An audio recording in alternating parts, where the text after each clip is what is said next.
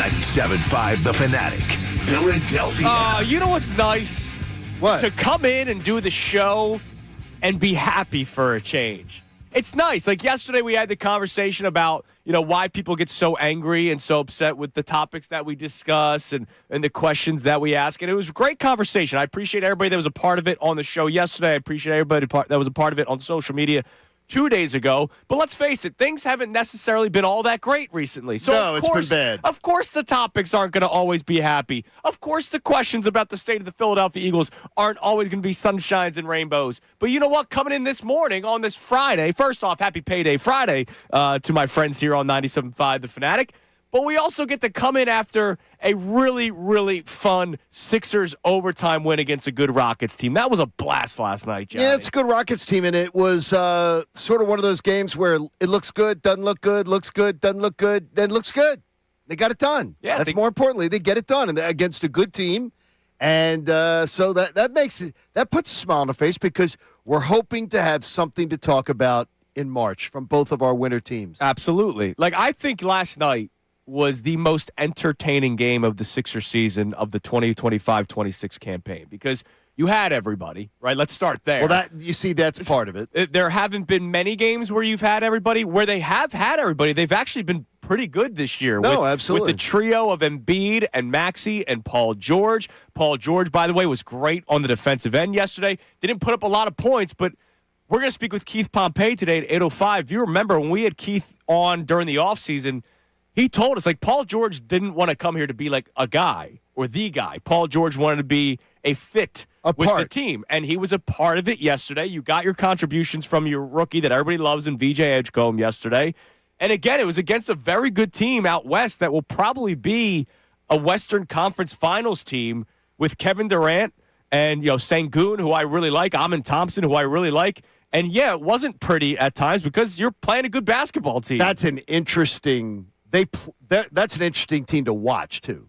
To me, there's no sport like the NBA as far as, like in baseball and football, it's pretty much like styles of play sort of blend. Right. NBA, night to night, the style of play of who you're facing and everything can really entertain as far as, okay, tonight's a totally different looking game than another night where a team might play more slow plotting, sure, whatever it is. I could watch Houston. I think Western Conference basketball has so many interesting stories. To me, more interesting than the East. Sure. And look, it's deeper, and we'll get into a conversation later on about the state of the Eastern Conference because we're going to start telling ourselves that there's a possibility because that's what we do every single year at the Sixers team when people are playing. And that's a key factor. And they played again last night. Sixers win in overtime, 128-122. Of course, every Sixers game can be heard here on 97.5 The Fanatic. Here's how it sounded at the final buzzer yesterday with the great voice of Tom McGinnis. And the Rockets are going to play on. No timeout for now. Sixers by 4. 126-122. Here comes Amen Thompson. Thompson driving it into the lane. Spins. Sixers steal the ball. And now it's loose again. And Oubre gets it. He goes to Joel. 10 seconds. Embiid. Lead pass Maxey. Maxey's going to dunk it. The Sixers are going to beat the Houston Rockets. 128-122. 6 seconds to go. Maxey dunked it. And that is all-star starter Tyrese Maxey, of course. Tyrese Maxey was tremendous in the fourth quarter yesterday, tremendous in overtime. The thing, I tweeted it out yesterday, the thing that I'm amazed by with him is his electric speed in the fourth quarter of a basketball game, right? And he's averaging the most minutes in the league this year, so it's not like he's electric in the first quarter and then you see him trail off as the game goes on. He got faster. I said it to you the other day, and somebody gave me a listener who enjoys the show mockingly gave me a compliment on the show and was like, "Come on, John, you're talking about Maxey. His stat that you admire his conditioning was the first thing you said."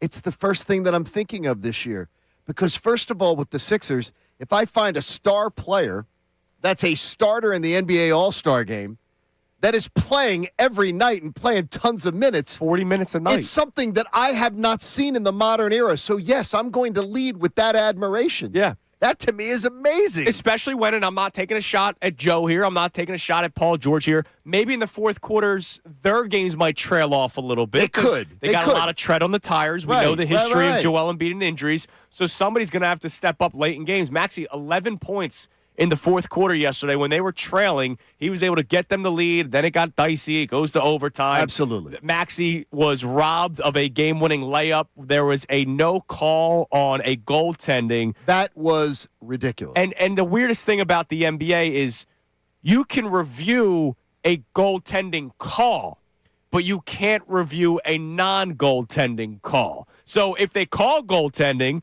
and the opposing team goes, whoa, we didn't goaltend, they can look at it. But if there's no call, the coach can't say, hey, wait a minute, that was goaltending. Can you look? The Sixers would have won in regulation. Well, it's sort of like where in the NFL you can't say review that and call pass interference. Right.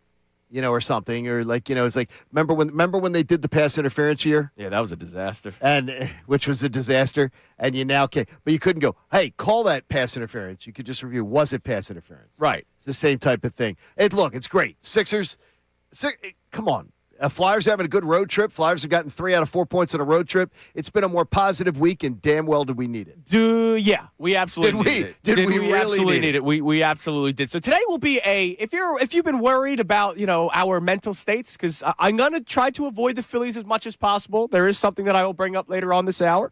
The Phillies obviously have brought me down a lot. The Eagles brought the entire city down a lot, except for the people that got over it 2 days later because they think about the Super Bowl, and that's your prerogative. That's your way of living. It's just not my way of living. Today's going to be a more positive day. Now, I'm glad you mentioned the Flyers because they went on a road trip, and they're still on it, but they went on a road trip where it was scary, right? When you first think about it, the Flyers had lost 6 straight games, didn't get a point in 5 straight games. The first game was when they actually got the overtime point. And you're looking at the West Coast road trip that they're going on. You're going, uh-oh. Outscored 29-11 in the 5-game pointless streak. When you give up 29 goals in 5 games, that's horrible. That's trash hockey. That's bad. That's bad. They've stabilized. They win at Vegas, which is a really good great win. They get a point at Utah that they blew, that they should have won the game with an empty net goal. Garnet Hathaway. Yeah, come on, dude. Bro. Like it says, they should have 2 wins on this road trip. They only have 1, but still 3 points on a road trip. Look, you go on a 3-game road trip to Vegas, Utah, and Colorado. Coming home with 3 points, it is already a win when they get on that plane. Tonight, just an opportunity. They played the Avs. I was at the game with the Avs at home last month, and they lost 2-1, and they played great that day. So against the best team in hockey. So maybe, you never know. It's going to be a tough spot, though. So I'm glad you brought up the loss to the Mammoth. By the way, great name. Yeah, it is a great name. It's going to lead to today's question for you guys. Look, if you want to react to the Sixers win last night, by the way, they have another good test tomorrow against the Knicks. We have a pair of tickets that we will give away at some point during the show today. If you just want to react to what the Sixers have been doing this season, what Tyrese Maxey's been doing, we didn't celebrate it enough that he was an all-star starter. We talked about it on the air, but we have not spent enough time like, oh, my God, this kid is an all-star starter. He is the light of the Sixers right now. I want to talk about our feelings, our emotions. What? Feelings and emotions?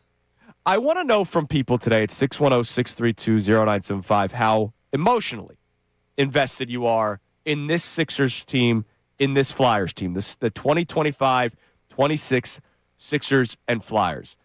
When it comes to the Sixers, I don't have to go through the storylines. You know it. You've lived it. It's been a miserable ending to season after ending the season after ending the season. And then last year took the cake, right? Last year was done in December. It was a disaster. It was horrible. And we're starting to talk about the state of the Sixers. Should you trade this guy? Should you try to get rid of Joel Embiid's contract? There was a lot of rough conversations that we had to talk about. People's jobs should have been lost. I was stunned that Daryl Morey was retained. I thought that he was going to be fired after last season, and they didn't. And the worst part of it was we really weren't talking about it. No. That was the worst part. Well, because of the Eagles. But we weren't talking about it either because they really didn't give us anything. Oh, yeah, apathy set in. By the time the Super Bowl parade was done and, it was time to sort of turn the page. The body was cold. We were more focused on Eagles free agency than we were the Sixers disaster last year. We were at pitchers and catchers reporting the next week. Yeah. So the Sixers, by the time the parade was over, Sixers sort of got a free pass, but it was almost the apathy that sucks. Yeah, because you don't want that because this town does care about the Sixers. Yeah, and organizations don't want that, by the way. So the Sixers this year are off to a better start. I'm not going to say tremendous start. I'm not going to say great they're start. off to a much better. But they're off to, well, obviously compared to last it's year. much better. I mean, but you can look at the state of the team right now and say, all right, if they can stay healthy, there's actually something here. I was so against the Paul George signing, so against it. It was nice to see him come through in big moments yesterday. On the defensive end, he had 3 tremendous defensive plays in the fourth quarter, hit a big 3-point shot in the fourth quarter. It was nice to see the guy that they paid a lot of money make an impact for one of few times in a Sixers uniform. He's fully engaged is what is the biggest thing to me. He appears completely engaged, completely wanting to be a part of everything that's going on. I think he was embarrassed from last year. Last year was an embarrassing year for Paul George with the podcast and everything. And to me, that speaks to his professionalism, and I applaud Paul George for it. Yeah. Because, honestly, the first impression from Paul George was a very poor one. Absolutely. To this fan. Even like the NFC Championship game, that stuff. Driving down Broad Street, not understanding, realizing it. and then his awareness of, hey, I'm a Philadelphian now, was very poor. Yeah, he missed that one. He missed the boat last year, but you're starting to see him come through for the Sixers. Exactly, and I think he should be applauded for it because when you're going to rip people for when they're not, you got to applaud them for when they are. And I've been cautiously optimistic and impressed. Sure, with absolutely. some of what I've seen. And then on the Flyers side of things, look, we know it's been a long time since they've been contenders, and I'm not even calling them Stanley Cup contenders. They're this not. Year, all right, they're not. But this has been the first true year where you could look down the road and say, could they be playing in April? A couple years ago, we got fooled. A lot of people thought that they were coming out of the rebuild that second season with John Tortorella. They weren't. They weren't. This year, you can actually see the bones of the future of the Flyers. And again, not saying that there's some cup run finalists, right? No, they're not. I absolutely don't think that, but could they actually be playing in April? Could we see, for the first time since COVID, where both teams are playing in the playoffs, the 2020 bubble for both the Sixers and Flyers, where they were both playing in the playoffs? We've had that conversation. It's up to you if you believe it or not, but you could see it. And so I wonder how emotionally invested we will be. We watch every night, right? Time-wise, we're invested. Money-wise, for people that are going to games, are invested. But are you willing to put your heart on the line and potentially have it broken? I'm not writing off I am not writing off. Like, we know the Sixers are going to play in April, in late April. Sixers are playing in late April. It's just a matter of whether they're playing in the play-in tournament, right, or whether they're playing in the playoffs. And is it a one round bounce again, or can they actually put together a stretch of series? And with what I've seen recently, I believe the Sixers could absolutely win a series and find their way to a second round, depending on the matchup.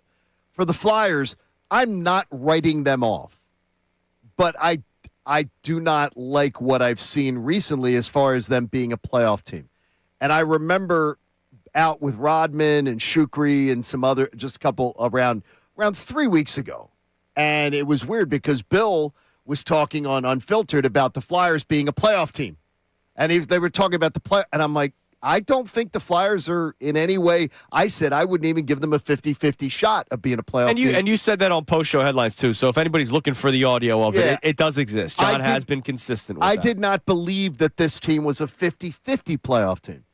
And this is before the losing Vladar. streak. It's before Vladar got hurt. I want to give you your credit. But look, I'm not writing them off. They got a shot still. But it is going to take a monumental, I think, a Herculean effort for this team to make the playoffs. But they're going to push. They're going to push to keep this thing interesting, and that's all I wanted this year. This shouldn't have been. The Flyers should not have been expected to be a playoff team this year. And if they do push it to the end, then to me that's a big win. That is a big win. And they're looking to improve on last year's totals and things like that, and get more of the young guys, playing time. And we'll see what happens. So how emotionally invested are you in the 2025-26 Sixers and or Flyers? I will say and or because I get it. There are people that are fans of one team and they check in on the other one. But the Flyers have been packing the house. Yes, they have been. That Ducks game that you and I and Connor were at and a couple other members of the station, that was a really fun day. They've been packing the house, and which is great. And they've got people engaged again. Yes. And that's the key, is that the mental engagement is all that. That's how you start, man. The fact that on January 23rd, now the Eagles being out of it helps a little bit, but the fact that on January 23rd we're talking about both teams is a win for both franchises. Yeah, absolutely. Absolutely, Johnny. Great point. So how emotionally invested are you in both teams, in one or the other? You can tell us at 610-632-0975. Connor, are you willing to get hurt again with the Sixers? Because I am. I'll be the guy to lead this off. I have 0%, zero emotional investment in either of these teams right now. Okay. And emotional investment's a tricky thing, right? It's like, how much does a loss by the Sixers or Flyers ruin your next day? Like, you know how I am when the Eagles lose. My week's over. And the Phillies, like, they are a championship contender in at least expectations. When they lose, it hurts their chances to accomplish something that I want them to. But with these teams, I don't have a level of accomplishment that I expect. Like, you think about playoffs, you think about a series win maybe, but the emotional investment is not there for me because however these seasons round out, I'm not at the point where my expectation level has momentously changed. No, it doesn't mean I'm not interested. I'm not saying NBA Cup run or championship NBA run. Cup, not that's the, different. Not the They could have won that. They already lost that but one. They keep losing that. No, like I'm not even saying go the distance, right? Like I want to be excited for a Sixers game. Like I was excited to watch tip off last night. I was at Casey's in Drexel Hill yesterday with my Always friends at fun. Corona. Like it was a great time, and there were a lot of people there wearing Sixers gear, ready to watch the game, which is like it's like the Flyers packing the house. It's nice to see Sixers gear in public again. I spoke to a woman yesterday. That's nice. It's good. Who had the exact same experience as I had. Remember my Sixers shirt that I told you about? I had no idea where it came from, when I got it. The Sixers. You had no idea, which is so strange to me. I complimented this woman on her Sixers shirt yesterday. She goes, yeah, by the way, I just found it in my closet randomly. I was like, oh my God, I had the exact same experience. I wonder if it was bought it, team sucked so much that just they never wore it. I've never had this phenomenon. Connor? Yeah, I have stuff all the time that I find. I got way too much crap I got to get rid of. I've never, I swear to you, I've never had that in my life. She probably got it as a Christmas gift because she's a big Sixers fan, and she was probably upset, put it to the side, and then found it. That's what I think happened to me last year. Like that's amazing. My Sixers Mitchell and Ness shirt, that was a nice shirt. I have no idea where it came from, and I saw it in my closet. I was like, wow, I want to wear this. I have never had that phenomenon. So what it is, to me, is not emotional investment. It's interest. Last year, there was very little interest in both of these teams. No, there was none. I'm being polite with the very little. No. The no interest. The only interest was ping pong balls. Like that, it was back to the process stage. Yeah. Like that was the only interest. My interest is through the roof. I'm just not to the point. Emotional investment is belief in something playing out to the positive, and I'm not quite So there here's yet. how I know. Interest through the roof? Through the roof. Listen, Wow. there were Sixers games last year that I was not watching. There I were got Flyers you. games last year that I'm not watching. I'm in front of the TV every night watching these teams. Okay. Here's how I know, even though I'm going to try to keep myself as calm as possible, What? that I am emotionally invested with the Sixers right now. What did I say to you guys the other day, Wednesday, after the Sixers-Suns game? You say a lot of stuff. Thanks for listening to the show. I said I totally understand the plan of not playing guys on back-to-backs. No. Yeah. But I can still be bummed out because I think the Sixers win that game against the Suns if Embiid and Paul George play. If one of them plays. Right. Like, I think they win that game. They lost by 6 points, and they had a great comeback in the fourth quarter. Maybe they don't go down 9 points in the third quarter, even though they've been pretty bad all season long, regardless of who's been playing. But if I'm not emotionally invested, I write that game off. But Wednesday morning, I come into work. I'm like, I get it. It's been the plan. It's going to be the plan. This plan won't change. Man, I'm bummed out that they lost yesterday because of it. Yeah, I hate it. I hate it. We did complain about that. I forgot about that. Yeah. So that's emotion. It is. It's the like where Connor is where I'm not where Connor is as far as the like 100% like invested because I'm not there. It's not if the Sixers are the 1 seed right now or the 2 seed, my watching is different. My energy level's different. My intensity as far as critique of a loss or a win is different. Yeah, no, I got you. Like, to me, interest is your willingness to see what's going on with the team. I'm interested in both of these teams, and that's saying something because it's been a little bit of a while. It absolutely has been. So that's our question for you today. It's going to be a much lighter day today on Kincade and Salciunas, which people think that we don't like that. Before the blizzard. I'm very happy. And, yes, we will have snow day fun, as I like to do every once in a while. John versus Connor, I have snow trivia for both of you today. We also have a pair of Sixers tickets to give away. We'll start it in the 7 o'clock hour where we build, much like our Wawa order runs that we do during Wawa Build Happy a snowman? Holidays. No, we're going to do the perfect snow day. And it won't just be the three of us. It's Fridays with Fadul. Amy will give an answer. Ooh. We'll have Keith Pompey give an answer. We'll give Kevin Nagandi give an answer. Wow. So we have a lot. It'll be a lot of answers by the end of the show that somebody's going to have to remember. But you can climb in to start our topic about how emotionally invested you are with both the Sixers and Flyers or Sixers or Flyers, 610-632-0975. Now, I did tell you that the Phillies would come up later on this hour. That happens next. Oh, they will. A lot of us still wonder if a player could come back. Well, one local reporter pretty much splashed ice-cold water on that yesterday. We'll tell you who next. It's Kincade and Salciunas here on 97.5 The Fanatic. Now on 97.5 The Fanatic Sports Update.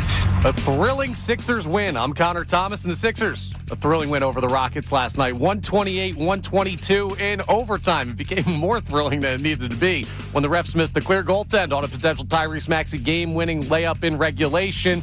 And, well, that forced the overtime period. But luckily, at the end of the day, Joel Embiid and Tyrese Maxey were too much for the Rockets to overcome. Both finished with 30-plus points, 10 assists. Embiid at 32, 15, 10, triple-double. Here was the final call from Tom McGinnis here on The Fanatic. Thompson driving it into the lane, spins. Sixers steal the ball, and now it's loose again. And Oubre gets it. He goes to Joel. 10 seconds. Embiid lead pass Maxey. Maxey's going to dunk it. The Sixers are going to beat the Houston Rockets. Electric stuff as always from McGinnis there. The Sixers are off till Saturday. Flyers are in Colorado taking on the Avalanche tonight, 9 p.m. puck drop. You can hear that game live right here on 97.5 The Fanatic. Still no smoke from the NovaCare complex as the Eagles have not yet hired a new offensive coordinator. The latest name of interest is Bears offensive coordinator Declan Doyle. Will keep you updated. Christian Parker, well, he was hired as the Cowboys defensive coordinator yesterday, so the Eagles lose a very important defensive backs coach. We'll talk to Keith Pompey coming up at 8:05 for his thoughts on the Sixers. Amy Fadul joins us from 8 o'clock till the end of the show. Kevin Nagandi in the 9 o'clock hour. I'm Connor Thomas for the home of the Sixers, Flyers, and the best Birds coverage. 97.5 The Fanatic and 97.5thefanatic.com.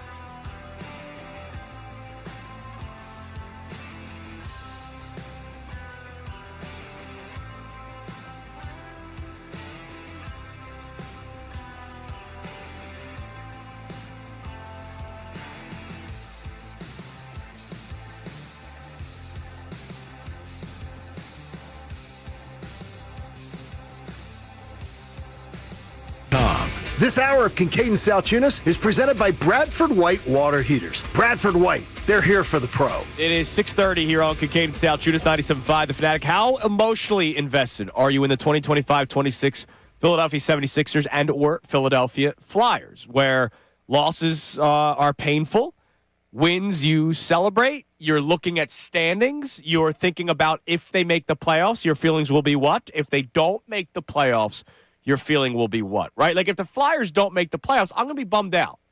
Are you really? Not angry. Not angry. Why are you going to be bummed out? Because I talked myself into having two winter sports teams in the playoffs. Okay, I talked myself into it. Then the thing is, though, is that's where I did it to myself. No, that's where it sucks for the teams, though. Because, like, I see people, and it's funny, is I see, like, I see people on, I say Flyers Twitter frustrates the hell out of me. Sure. Is I see people on Flyers Twitter, and it's like, oh, my gosh, this team's going to miss the playoffs again. If you believed this was a playoff team at the beginning of the year, that's on you. You know, it wasn't That's before on the season you. started. It was when But we people did. saw them, they were at, Yes. what, 40-some points, and we're like, No, wow, it's looking good. They could get to 50 by this date. And I kept warning people. It's kept like it was too early. But and I still think they're going to push for it. Sure. Which is great. To be clear, I'm not going to be, like, angry, like, oh, fire Briere. Like, no. But you it's said just bummed, and that was like, I said, I do not think any Flyers fan should be bummed if this team isn't a playoff team. Oh, bummed, upset. Yeah, I think that's fair. Wow. Fair emotion to have. Okay. Bummed. Like, I don't. Not the end of the world. I don't think a team not making the playoffs that should not have any chance. This team should not be a playoff team. That, like, not making the playoffs should bring bummed. Yeah. Bummed should be when a team underachieves. This team is overachieving. No, I get angry when teams underachieve. I get, like, Connor, your feelings on the word here, bummed. If the Flyers don't make the playoffs, your emotion is, all right. Yeah, this is the same thing you did with Bo Bichette. You've been talking to yourself too much. I know. I was angry with Dave Dombrowski. No, I know, but you're creating. And I have been. You're creating your own mess. Which you have the right to do. You do, right. And you understand you're doing it to yourself. Yeah, no, I know it. But the Flyers, this is a see what happens season, just like it is for the Sixers. Yeah, that's why I was bummed. Like, bummed's not like a negative term. Like I think it's a negative term. I'm sorry, it's not an angry, like, I can't believe they didn't make the playoffs. It's not angry, but bummed means, like, you had expectations they should be a playoff team. And this team, if any Flyers fan had expectations that this team should be a playoff team, you didn't know what you were looking at. And unfortunately, when I read a lot of Flyers blog sites and things like that, I think a lot of people don't know what they're looking at. Okay. Now, not everybody's emotionally invested in the Sixers. Sino Bitemare on our YouTube chat chimes in. Bootlickers. Harris Blitzer, love your blind faith in dollars. Sixers are fourth on their team ownership list. Just because I'm excited that the Sixers are winning basketball games does not make me a bootlicker. What? My gosh. That was a great win last night. That was a fun win last night. That was a lot of fun. And oh, by the way, Joel Embiid had a triple-double. Like, let's not act like they didn't play great basketball yesterday. 32 points, 15 rebounds, 10 assists for Joel Embiid. Your all-star starting guard, Tyrese Maxey, finished with 36 points, 10 assists, 11 points in the fourth quarter to help force overtime. Paul George, just 10 points, but incredible on the defensive end. 6 rebounds, 3 steals, a huge block late. Kelly Oubre, 26 points yesterday, hitting 4 threes and grabbing 4 boards. You got contributions from almost every starter. Edgecombe, the least amount of points, but Edgecombe's all over the damn court for you. And by the way, put together another 40-minute night for you. He's just fun to watch. Joel Embiid played 46 minutes yesterday. If you need any sort of sign of, okay, maybe, again, maybe, good things are happening. If Joel Embiid can play 46 minutes in a game, when's the last time we've seen that? I'm actually going to try to find that. The last time Joel Embiid played 46 minutes. What year is it? Yeah, And I need 22? one question to Keith Pompey that I will get an answer for. Yes, 8:05 today. I need to know what the hell with Jared McCain. What's the story? I think a lot of people got overly excited early, and then he got a bad injury, and there's a lot of and by the way, Quentin Grimes, that was a big question mark. If you brought back Quentin Grimes, who's going to play when? And maybe Jared McCain they'd rather develop in the G League. I'm not like shocked that he's not playing. I am. Like that surprises me that you can go from what we saw to now. It's not even it's a very strange development curve. Yeah, I was open to trading him in the offseason. I wasn't ready to like. See, that's a different story. Yeah. Being open to trading somebody is different than He's in the freaking G League.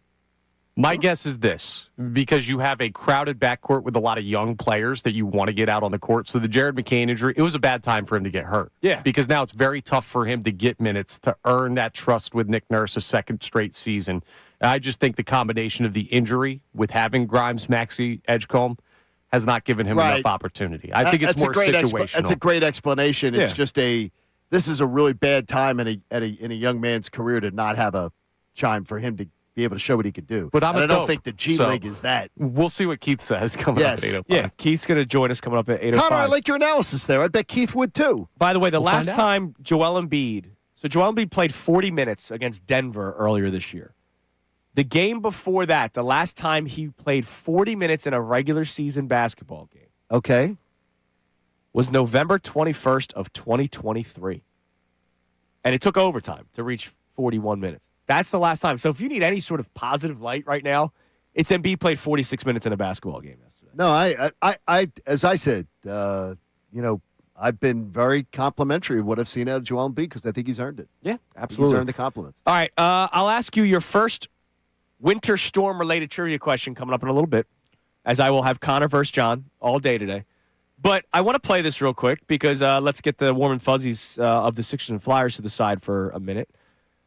Todd Zalecki was on with Middays with Marks yesterday, and they were talking about a potential return of Harrison Bader because I know that is still something that we've talked about. You know how I feel. It wouldn't move the needle. It would just be nice to know that I have an everyday center fielder. Crawford can develop in left, and then you got Garcia in right, and I guess you platoon him with Brandon Marsh. I don't know. But Johnny Marks asked Todd Zalecki yesterday, hey, is there a possibility that Harrison Bader returns? And this was his answer. I believe that he's still looking for a multi-year deal, and for that reason, I would be surprised if they bring him in. And I think for a couple of reasons. One is multi-year deal. He had a great year last year. I mean, he was awesome for the team. He was a spark plug in the clubhouse and on the field. But if you look back at his 4 or 5 seasons previously, he was a below-average offense performer. So in my opinion, there's a lot of risk there in signing him to a multi-year deal. But also, they just have to figure out, can Justin Crawford play or not? And they have to give him some runway. It can't be a situation where you sign Harrison Bader, Crawford comes out really struggling, and then you bury him on the bench, and then you send him to AAA, and then you're like, what do we do? JP Crawford, Scott Kingery situation where, it's like, did we ruin this guy? Like what happened here? So I would be surprised if Bader is sitting out there for another month, and it's like, I'll come back on a 1-year deal, and I will play part-time, I'll float to center, place in left. Yeah, then maybe, but I don't see it happening. So that kind of splashed cold water on it yesterday. If anybody was still excited for a potential return of Harrison Bader, Todd Zalecki's one of the most connected reporters in the city. Does a great job. And that's a bummer because I totally would have signed up. Now, I don't agree with you wouldn't give Crawford a chance to play every day. I would just play him in left. That's what I say. And I would play Bader in center. So I shouldn't say screw. But I don't care about Brandon Marsh anymore. Right? I don't need to get him in the lineup. I don't. So I need to get Justin Crawford in the lineup. I know that Harrison Bader can play every day in center field. And you hope that you see Adolis Garcia have a resurgence. And if not, you can platoon him with Brandon Marsh. I'm not saying Brandon Marsh it shouldn't be on the team. But when I hear Todd Zalecki say, you don't want to hurt the development of Justin Crawford, just play him in left. Yes, what's the big deal? In fact, there were plans to play him in left. That was the initial talking point. It's such double talk. As far as, but Todd's so connected. He's hearing it. Oh, absolutely. He's hearing it from somebody. Todd's not just, shooting off. Yeah. And remember, the left field thing is not just Marsh. Championship caliber player Otto Kemp is also going to get time out there. Yeah, if Otto Kemp's the reason why Harrison Bader doesn't get a contract, I will pop a gasket. Just saying. I will. If the guy that's going to turn 27 this season that finally sniffed the big leagues last year, kind of like Weston Wilson a couple of years ago, I will have a meltdown. Just saying. All right. That's enough negative talk for today.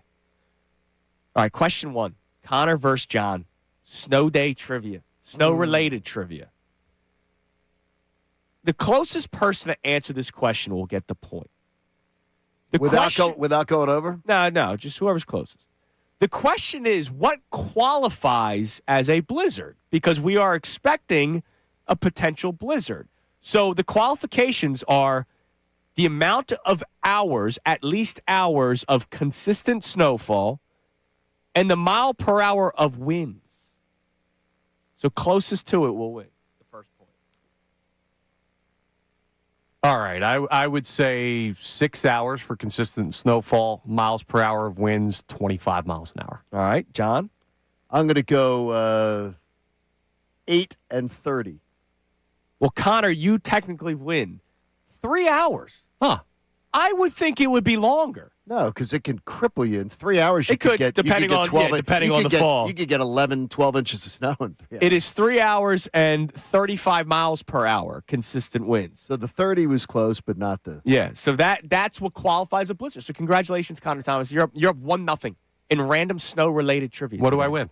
Nothing. Well, I always thought a blizzard too meant visibility. That's my first thought. See, I Visibility. always thought visibility was the number one thing that, like, it didn't matter how much snow was coming down; it was visibility. The full answer is a snowstorm that lasts at least 3 hours with consistent snowfall, winds over 35 miles per hour, and reduced visibility. Okay. Is the third one. Yeah. See, So- visibility is what we know about, so it Yeah. was a trick You question guys got for extra, us. you guys got weatherheads. extra credit. Yes. All right, what do we got on the text line at 610-632-0975? How emotionally invested are you in the Sixers and Flyers this season? All right, so we have a lot of people checking in on the Sixers conversation after that exciting win last night. And what we're looking at as far as the emotional investment, John in from Manioc in Tennessee says that he's not ready to emotionally invest because he's still upset about the process days. Wow. There are still people hanging Yes. out about that. But he And- does and- say he has investment in the Flyers. I can understand that. My only thing is, though, like, Embiid's the only guy that still has that. You want to use the word stain? Go for it. No, But, it's the organization though. It still is though, but part of the approach of that era still stays with the I whole. got you. Just we rest people. They are one of the teams that is hugely a violator of. Yeah, we're just not playing our. But guys. we don't have this topic today if not for Tyrese Maxey, who's not a process guy, or VJ Edgecombe, who's by far not a process guy. He's the furthest one from it. And guys like Dominic Barlow, having contributions. These guys aren't process guys. I don't know. Like, I get it. I'm not saying you're wrong. I understand. I remember all the debates about whether or not it was a good thing or not. I just, There's one process guy still on the team, is Joel Embiid. yeah, that's a long time removed. Yeah, All it's right. the organization though that perpetuated it to Sure. you still has that, and they still perpetuate a lot of the policies, like selling people tickets and then saying, "Oh, you bought tickets to this game? Well, we're not playing our best players." That's also That's an a league NBA thing now at this not point. not every team is the same lot of way. teams are, the way though. that they handle it. All right, coming up next, who is Christian Parker? He leaves the Eagles. He was the secondary coach. He goes to Dallas as the new DC. Hear what Zach Berman had to say about him, including some current Eagles. Also, a wild update in the head coaching carousel. John, you said yesterday we never get news this early. We got something today. It's Kincade Salciunas, 97.5 The Fanatic. All right, let's talk about that FanDuel Sportsbook app. FanDuel, in partnership with Valley Forge, is turning on playoff mode, and all customers get a profit boost pack every NFL playoff game day. Each game day during the championship round, you'll find a pack loaded with multiple profit boosts waiting for you in the app. More boosts means even more ways to level up your playoff bets. Pick the matchups you believe in, take your shot on an upset, or build a parlay that fits the moment. I'm not taking an upset matchup in the AFC Championship game. Even though the line's still going in the favor of Denver, New England just 4.5-point favorites against Jarrett Stidham and the Denver Broncos. I am taking the New England Patriots to cover the spread. Then apply your profit boost. Go after even bigger payouts while the playoffs keep rolling. Just visit FanDuel.com/local and grab your profit boost pack every NFL playoff game day. You got to be 21 plus.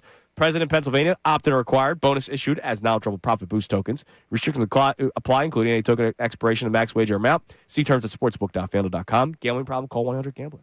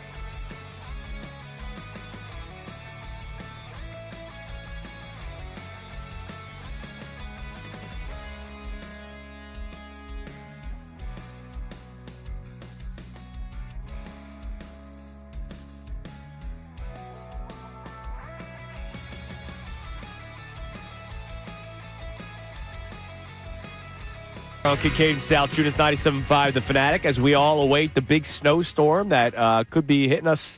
Oh, it's hitting us. It's hitting us. Yeah, it's the hitting amount us. There's is no the question it's hitting us. I saw that PA Weather Network or whatever I read yesterday. I saw it again. Now it's on my algorithm. Now it's going to keep popping up because I mentioned it. They're expecting the snowfall to hit like western PA Saturday night. But not us. Not us. Well, your area and my area and Connor's area, obviously the city of Philadelphia, anywhere between 3 and 6 in the morning on Sunday. Yeah. So we might be doing a hotel night. It looks like that's what's happening. No, we're doing a hotel night. It's happening. If we're not, we're never going to be here Monday morning. So check-in's 4 o'clock, right? So, we might have to be hanging out in the lobby for a couple hours before our rooms are ready. They got a bar? Yes. The game will be on? Yes. Little 3 o'clock, old-fashioned 3 time? o'clock kickoff, baby. gonna be a I'm all mess. for it. All right, real quick before we talk about Christian Parker, who's heading to Dallas to be the defensive coordinator. Drives me so nuts that he's going to Dallas, but I'm happy for him. Yeah, no, you're happy for the guy. I'm happy for the guy. I'm always happy when guys get opportunities. Absolutely. Albert Breer put out a really interesting tweet this morning at 6:30. So you say we never get news. Yeah, we don't. Albert's good, though. Now- He's an early riser. Yes. So Now, it's not Eagles related, but it could be a big shift in the world of offensive coordinators. what? The Bills have a vacant head coaching job. Yeah. They're interviewing Mike McDaniel. Even though Mike McDaniel was hired to be the offensive coordinator of the Chargers. Well, he's allowed to. Because, He's allowed to. Right, he's allowed to because it's a upward mobility. I don't think I've ever heard that before. A guy getting a coaching job and then in the same week. Right? It was this week. well, I don't remember. I'm not saying it's never what's his happened name before. from the offense coordinator of the Patriots? Josh McDaniels. Didn't he do- He had something weird He where he did went this happen somewhere with and went back. Indianapolis once, but he did something where he took one job and then took another. Okay. Bill Parcells took one job and took another. In the same week? Yeah, they took one, but it was either Bill Parcells or Bill Belichick. I can't Sure. remember the exact story. Took one job and took another. Oh, Bill Belichick, I think it might have been. Took one job and took another. But this There's makes a lot to it. makes things interesting because if he becomes a head coach, now there's another vacant OC job in Buffalo. There's a vacant OC job in LA. If he gets the job with Buffalo, we'll see how that plays out. But I mean, look, we're still sitting here waiting. Who could the Eagles hire? Bill Belichick got hired as the Jets coach on January 3rd, 2000. He quit January 4th, 2000. That's right. Yeah. To become the Patriots head coach. Did he have a press conference about it too? Like No, he was announced as the Jets head coach. Yeah. He did that, and then he quit one the day next, later. Yeah. he quit the So next day. That's even more egregious. And then went to be the Patriots head coach, and the world shifted Changed. on its Yeah, axis. Absolutely. I imagine Jets fans aren't too happy about that. Mike McDaniel could go to Buffalo now as the head coach of the Bills, and then that's another OC job that we have to think about who could go to L.A. instead of Philadelphia. All right, Christian Parker, he was the cornerbacks coach for the Philadelphia Eagles. If you've ever heard Andrew DeCecco talk about him on this show or Unfiltered, he spoke very highly of Christian Parker. Glowingly. About how much of an influence he was for the Eagles, especially the younger players in Quinyon Mitchell and Cooper DeJean. Cooper DeJean actually tweeted about Christian Parker yesterday. He said, quote, "Man," sad emoji, "they got a great one. Wouldn't be the player I am without Coach CP." So that's one of the most beloved Eagles right now in the city of Philadelphia. Obviously proud of Christian Parker, but upset.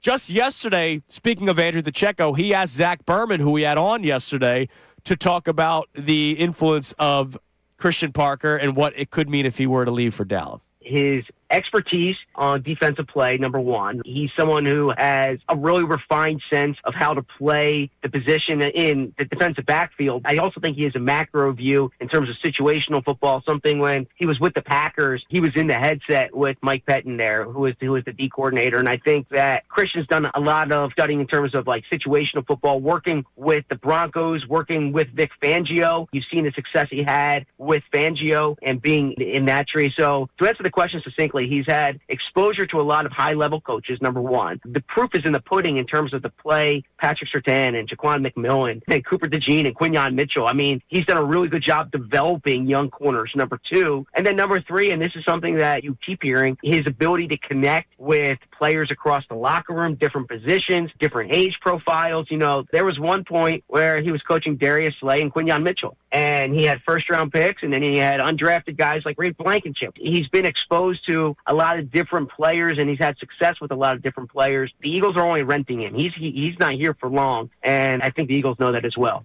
That's a bummer. Like, I mean, again, happy for the guy. That's a bummer. Happy for the guy, but, you know, you hear Zach Berman talk about him. You hear the Eagles talk about him, how highly they think of him, and now he's going to go to Dallas, of all teams.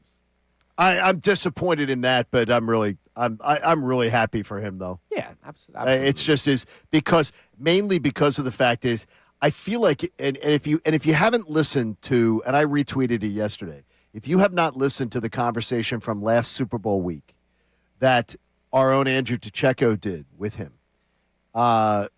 you will root for this man, and you will until he plays. Is the coach is the Dallas Cowboys. Then we will root for his demise on a weekly basis. Yes. But he is he's just a tremendous coach. Absolutely. All right, Connor, what do we got on the text line? Connor saying a lot of first-time texters this morning wanted to chime in about the Sixers, who had a really fun win last night against the Rockets and a big test tomorrow against the Knicks, which we have tickets for. What do we got? Zach from Allentown is one of those first-time texters, and he says, as much as I don't want to invest in the Sixers, I can't look away. VJ Edgecombe brought my eyes back to the screen, and now Maxey and Embiid have kept them there. With the East being weak, I can't help but to be invested. I think the best thing for this Sixers team was realizing, all right, Embiid's still going to have his nights. We talked about it. Embiid's still going to have his nights. But it's the Maxey show right now.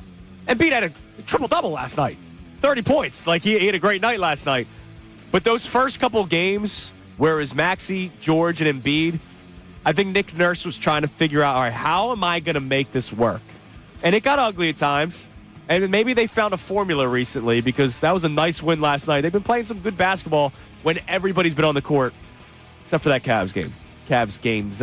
We'll ignore those. All right, coming up next, we will tell you how you can win a pair of Sixers tickets for tomorrow's game against the Knicks before the snow hits. And it'll be snow-related. Also, John Kincade has a bold take It's bold. on the future of Nick Sirianni. And beautiful. It is Kincade and Salciunas, 97.5 The Fanatic. Now on 97.5 The Fanatic Sports Update. Sixers take down the Rockets. I'm Connor Thomas. The Sixers had a thrilling win over the Houston Rockets last night, 128-122 in overtime. It got made more thrilling by the referees at the end of regulation as the Tyrese Maxey potential game-winning layup appeared to be goaltended, but no call. 1:15. Sixers basketball. 7 seconds to go as Maxey crosses midcourt. He turns on the Jets. Down the lane, right-hand left. It's blocked. Houston gets the ball. 2 seconds. And there's a whistle. We're watching another replay as the official. Oh, yeah, this ball's goaltended. The ball hit the glass. Now, Tom McGinnis saw it. Great call by him here on the Fanatic. We saw it, but the refs didn't see it. So overtime it took, but at the end of the day, Joel Embiid and Tyrese Maxey both finished with 30-plus points, 10 assists, and beat a 32-15-10 triple-double, and the Sixers will win. They're off till Saturday. Flyers are in Colorado taking on the Avalanche tonight at 9 p.m. You can get that game live right here on 97.5 The Fanatic. Still no news from the NovaCare Complex as the Eagles have not yet hired a new offensive coordinator. Latest name of interest is Bears offensive coordinator Declan Doyle. We'll keep you updated on that. Christian Parker, Eagles defensive backs coach. He's hired as the Cowboys defensive coordinator as of yesterday. We'll talk to Keith Pompey of the Inquirer at 8:05. Amy Fadul from the 8 o'clock hour till the end of the show. Kevin Nagandi at 9:05. This update's brought to you by IHOP. IHOP's value menu is here. Enjoy breakfast favorites like pancakes, eggs and bacon, French toast with sausage, or a cheesy omelet with pancakes, all just for $6. Go to your happy plates with the $6 IHOP value menu. I'm Connor Thomas for the home of the Sixers, Flyers, and the best birds coverage. 97.5 The Fanatic.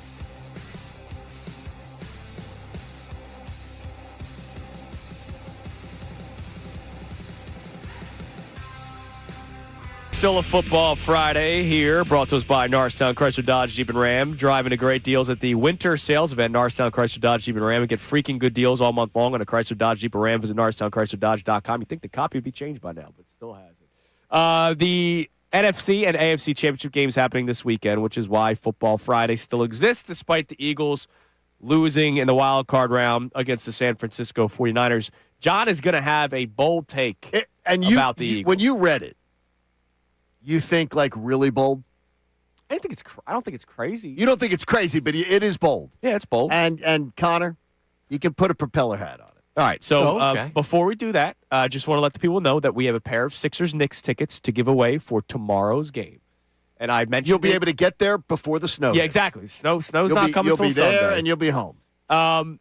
We do during the holidays the Wawa order, where John gives something, I give something, Connor gives something, and by the end of the show, somebody has to name all three things that we ordered to win the $50 gift cards that we were giving away to Wawa during the holidays. We're going to do the exact same thing, but we're going to build the perfect snow day. All right? We won't give the first one till around 7:30, but I just want to let people that are listening now to know that we're going to do this. Now, it's going to be a long list because John will give one, I will give one, Connor will give one, but we're also going to have our guests chime in. It's the snowstorm of the century. All right? So Amy, Fridays with Fadul. Of the century. Kevin the Gandhi. We'll ask Adam Keith Joseph Pompey. if he agrees with your assessment. We got to get Adam. Adam Joseph, who joins us at 8:47. He'll tell us. We got to get his answer for the perfect snow day. So we'll get everybody's answer, and by the end of the show, somebody that can give each answer will win a pair of tickets for tomorrow's Sixers-Knicks game, which is another very good test for this Sixers team. They beat that them had a twice lot of fun there, win. right? Yep, yes, they did. And it was a lot of fun last night. Watched them beat the Rockets in overtime yesterday. Again, if you didn't watch the game, I get it. Our question today, have a text ready, Connor, is how emotionally invested you are on this Sixers team, on this Flyers team. I mentioned that if the Flyers don't make the playoffs, I'll be bummed out. Not angry, not fire this guy, fire that guy, trade this person. I'll just be bummed out because it would be cool to see both winter teams play in the playoffs for the first time since 2020. I would like to see that. I can't get everything that I want, but I would like to see it. And last night, it was nice to see Embiid have a triple-double. Tyrese Maxey lead the way with 36 points, 11 which came in the fourth quarter. He had a double-double yesterday. Paul George, impact on the defensive end. Kelly Oubre, 26 points for the team yesterday. Sure. And this all against a very good Rockets team that was 26-15 going into it. Kevin Durant, despite his age, still playing at a very high level. Sengun, one of my favorite players in the NBA, and they held him scoreless in the fourth quarter, which tells that's Joel Embiid's defense. People always talk about Joel Embiid and his defense, and it's not good. It's mainly an effort thing, and he showed it last night, and they were tremendous on the defensive end yesterday. What do we got in the text line? Jamal in Belleville, New Jersey checks in. First-time texter as well. Says, I'm on the fence. I'm invested, but I don't have any expectations. The Sixers are a good team, but lack consistency. Big win last night, but then would lose to a team like the Jazz at home. If we can get to April without injury, I'm knocking on wood for Jamal there, that I think the emotions will get attached. I love that. It's a great answer. I love that answer because isn't that sort of a great season to be a fan? Where you're invested, but you have no expectations? Yeah, I love this. Because you're not going. That's the season where if you're being honest about your assessment, you're not going to get hurt. Oh, John, I've had this topic on the airways. I'm sure we talked about it at one point as a show. It's when you have high expectations going into a season, you're actually more miserable as the season goes on because you're looking for every crack in the armor, right? Like when we're talking about can the Eagles repeat as Super Bowl champions, we're looking at, oh, my God, this is the reason why they won't do it. This is the reason why they won't do it. Same with Phillies. Like, we're going to be saying, wake me up when October comes. The more expectations you have, the more stress you feel during the regular season and the playoffs. Yeah, this is like the 22 Phillies if we actually like the team more during the regular season. Right. Where it's just like, hey, they find something awesome. We'll see what happens. If they don't, all right, it kind of is you what didn't it is. expect much to begin with. Exactly. Yeah. All right, what else we got on the text line? By the way, I like that he mentioned the inconsistency. A lot of it's because of the back-to-backs, not playing guys, and it's just something that we're going to have to deal with, unfortunately. But what else we got on the text line? Alan Southwest checks in, says the Sixers this year is that new relationship that you think will be healthy and exciting, but sometimes you get triggered because of your last toxic girlfriend. All right. See, and somebody was upset with me always bringing up relationship, thinking that I have a bad relationship. It's something that everybody can relate to. Relationships everybody can relate to. That's a great analogy too. It absolutely is. All right, Johnny, you got a bold take? What's yours, man? I got a bold take. Okay, and this is it. And this is me being anti-retread on the Eagles offensive coordinator hire. Like a Matt Nagy. I want them to be bold, really bold. I want them to go younger. I want them to go fresh. I want them to go different ideas. I will say this right now. If the Eagles end up hiring one of these retread choices at offensive coordinator, like Matt Nagy or Kafka, I'm confidently going to predict the end of the Nick Sirianni era will come next season. Wow. So it's a bold take? If they do not break away from the old offensive philosophy, get new blood, new ideas in here, where somebody is going to be innovative, different, not old school, no Andy Reid tree, which I don't want. And look, Andy Reid's been very successful. I don't want anything around that tree. I don't want anybody who's been bouncing around 3 teams, 4 teams. I don't want anything off the Andy Reid tree. I don't want, again, if you're going to do that, you might as well go and say, okay, well, we're going to call and we're going to see if Doug Peterson's busy. Or we're going to make a call and see if we can go someone else. I don't want that. If they don't go bold, if they just go old, let's go find something at the dollar store, the Andy Reid dollar store. I don't trust the approach. I'm not going to buy in that it's going to be some real innovative difference change. And I will predict that next year we will see more of the same old, where the offense does not take a huge step forward. And we are talking about a head coaching change at the end of the 2026 season. All right, this is why it's bold. Because you're saying if they don't hire a bold guy, it won't work. If they go to a retread, old school, and I'm more speaking to the Andy Reid dollar store hires. Sure. I don't want anyone off the Andy Reid tree. I don't want anyone off of it. No. So what makes it bold is you're almost expecting it not to work out. Yeah, I'm not sitting on any fence, Andrew. Right, I got you. I am saying 2 feet on the ground, that will be a failure of a decision, I believe. I will say what's not bold, because I agree with you, if it does not work out, right? They do hire a Matt Nagy, and it's another tumultuous season, roller coaster ride, who's fixing the offense, then I completely agree with you. It could be the end of Sirianni, because at this point, how many times can you? We will see another year where if they don't have the right coordinator, it doesn't work. I will say to you this with Matt Nagy, and with all due respect to Mr. Nagy, who has had a career where he's been around a long time and everything like that. How many ex-NFL coaches, guys who were head coaches, many step down and become coordinators? It's not a crime. There are many who fail as head coaches who then become coordinators. How many of them become offensive assistants or coordinators in name only where they don't get to call plays? It's you can go searching. I tried picking the brains of NFL insiders yesterday about it. They weren't coming back with answers for me. Right. He has taken a precipitous drop in his status. So to me, that means, with all due respect, you're shopping at the Andy Reid dollar store of ex-coaches. I don't want that. Yeah, here's where I'm going to disagree with you. Here's where I think you're nuts. Is that this team, with the talent they still have, even if they trade A.J. Brown this offseason, right? Like the talent they have on defense, the talent they have on offense, because we know Vic Fangio coaches the defense, but Nick Sirianni gets credit for the record as the head coach. They're going to be a playoff team. Their schedule next year's easier than what they had this year. Okay. Nick Sirianni has never missed the playoffs. They were a playoff team this year, and the offensive and they won the coordinator division. Got fired 2 days later. The offensive coordinator. There'll be questions about Nick Sirianni. But what John's saying, he's not getting enough. If this offense isn't fixed, right? Like, because again, he was brought in as the offensive mind, right? That was when he was hired, offensive coordinator to the Colts. He's supposed to be this offensive mind. In 2023, when the offense was not working, you turned to the head coach, and it never got fixed. In 2025, when the offense didn't work all season, right? 2023, at least it was only the second half of the year.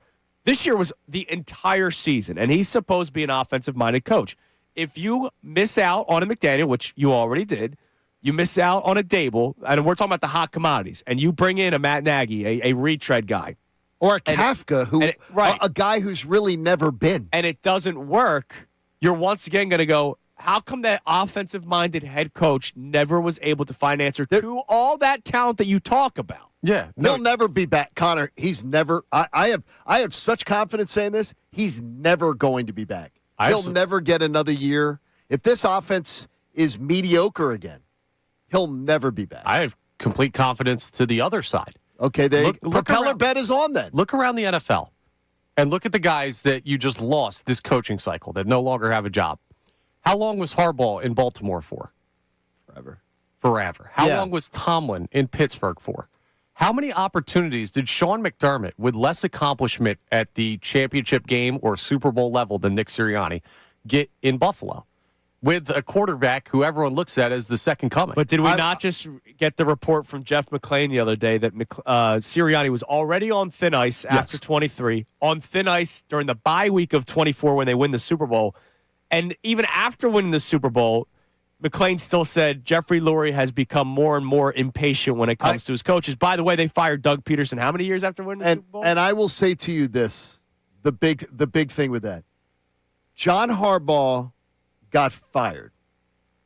Within 4 hours, it was Adam Schefter reporting, I believe, that he had 7 phone calls. Jeffrey Lurie fires Nick Sirianni. There ain't any way Nick Sirianni has 7 phone calls. I don't even know. He may get 1 or 2. See, that's short-sighting it because you're seeing Mike McDaniel hired to a different job getting a call for Bill's head coach. Why? Because Mike McDaniel knows how to control one side of the ball. He doesn't win. But he knows how to control one side of the ball. Nick Sirianni, he can't. The one side of the ball he's supposed to know, he can't. I'm telling you right now, if Nick Sirianni was in John Harbaugh's situation, they fired Nick Sirianni. There ain't any way that phone is ringing from 7 teams wanting to talk to him. Because Harbaugh was there for 18 years. And the reason Harbaugh got that leash is because he won a ring. And Baltimore gave him the chance to try and figure it out after disappointing seasons, a multi-time MVP that he couldn't figure out how to win with. The thing with Sirianni, he's going to be on thin ice, absolutely. And I think a lot of that is the tenor of the city, the ownership with Jeffrey Lurie being willing to move on quickly. But if he makes the playoffs again, and they're going to make the playoffs again, he's not losing his job. You mean Connor, they lose in the first round. If they lose in the first round of the playoffs, he's so fast fired. And it's because he may not make it to the post-game press conference. If they lose in the wild card game and they don't win a wild card game, he is fired. He's not getting another shot. We'll want him gone. I don't think he will be. Oh, he's not getting another shot. Man. The Eagles aren't the most patient group, I would bet. I'll bet almost anything that if he doesn't win a playoff game, he's gone. Anything.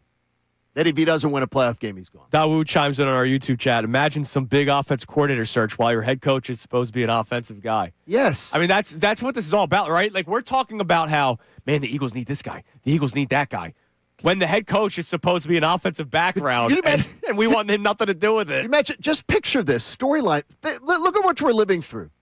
Kyle Shanahan, Sean McVay, the greatest offensive coaches in the game. Can you imagine if they would ever do in their city? Oh, yes. We're desperate about this offensive coordinator hire. We got to worry about this offensive coordinator hire. No, it's ridiculous. It's different, but I don't think it costs a guy who's been to 2 Super Bowls in the last 5 years his job. I don't. They just gave him a monster extension. If anything, and we're seeing it this year, the shift in perspective externally is now being seen internally. Well, he was almost fired week 4 last year. Right.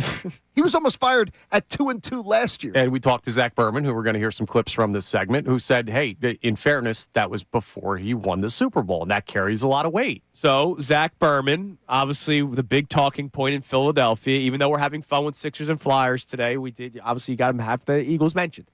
The offensive coordinator job still open. The crazy news right now in the NFL that Mike McDaniel was hired to be the offensive coordinator of the Chargers, will now be interviewing with the Bills for their head coaching job. And if he takes that job, the Bills will need a new OC. I imagine Joe Brady leaves. Now, could Joe Brady be the OC of the Chargers? Could he be a head coach somewhere? Could the Eagles call Joe Brady? We'll find that out.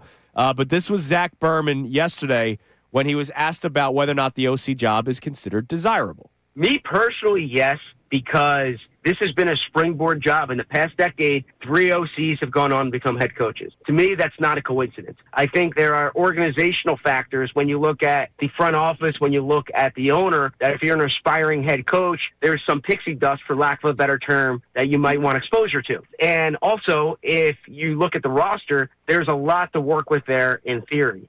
So that's my thought from the beginning. We've done the show all week. I said, look, I do believe it's still a desirable destination because of the organization, not because of Nick.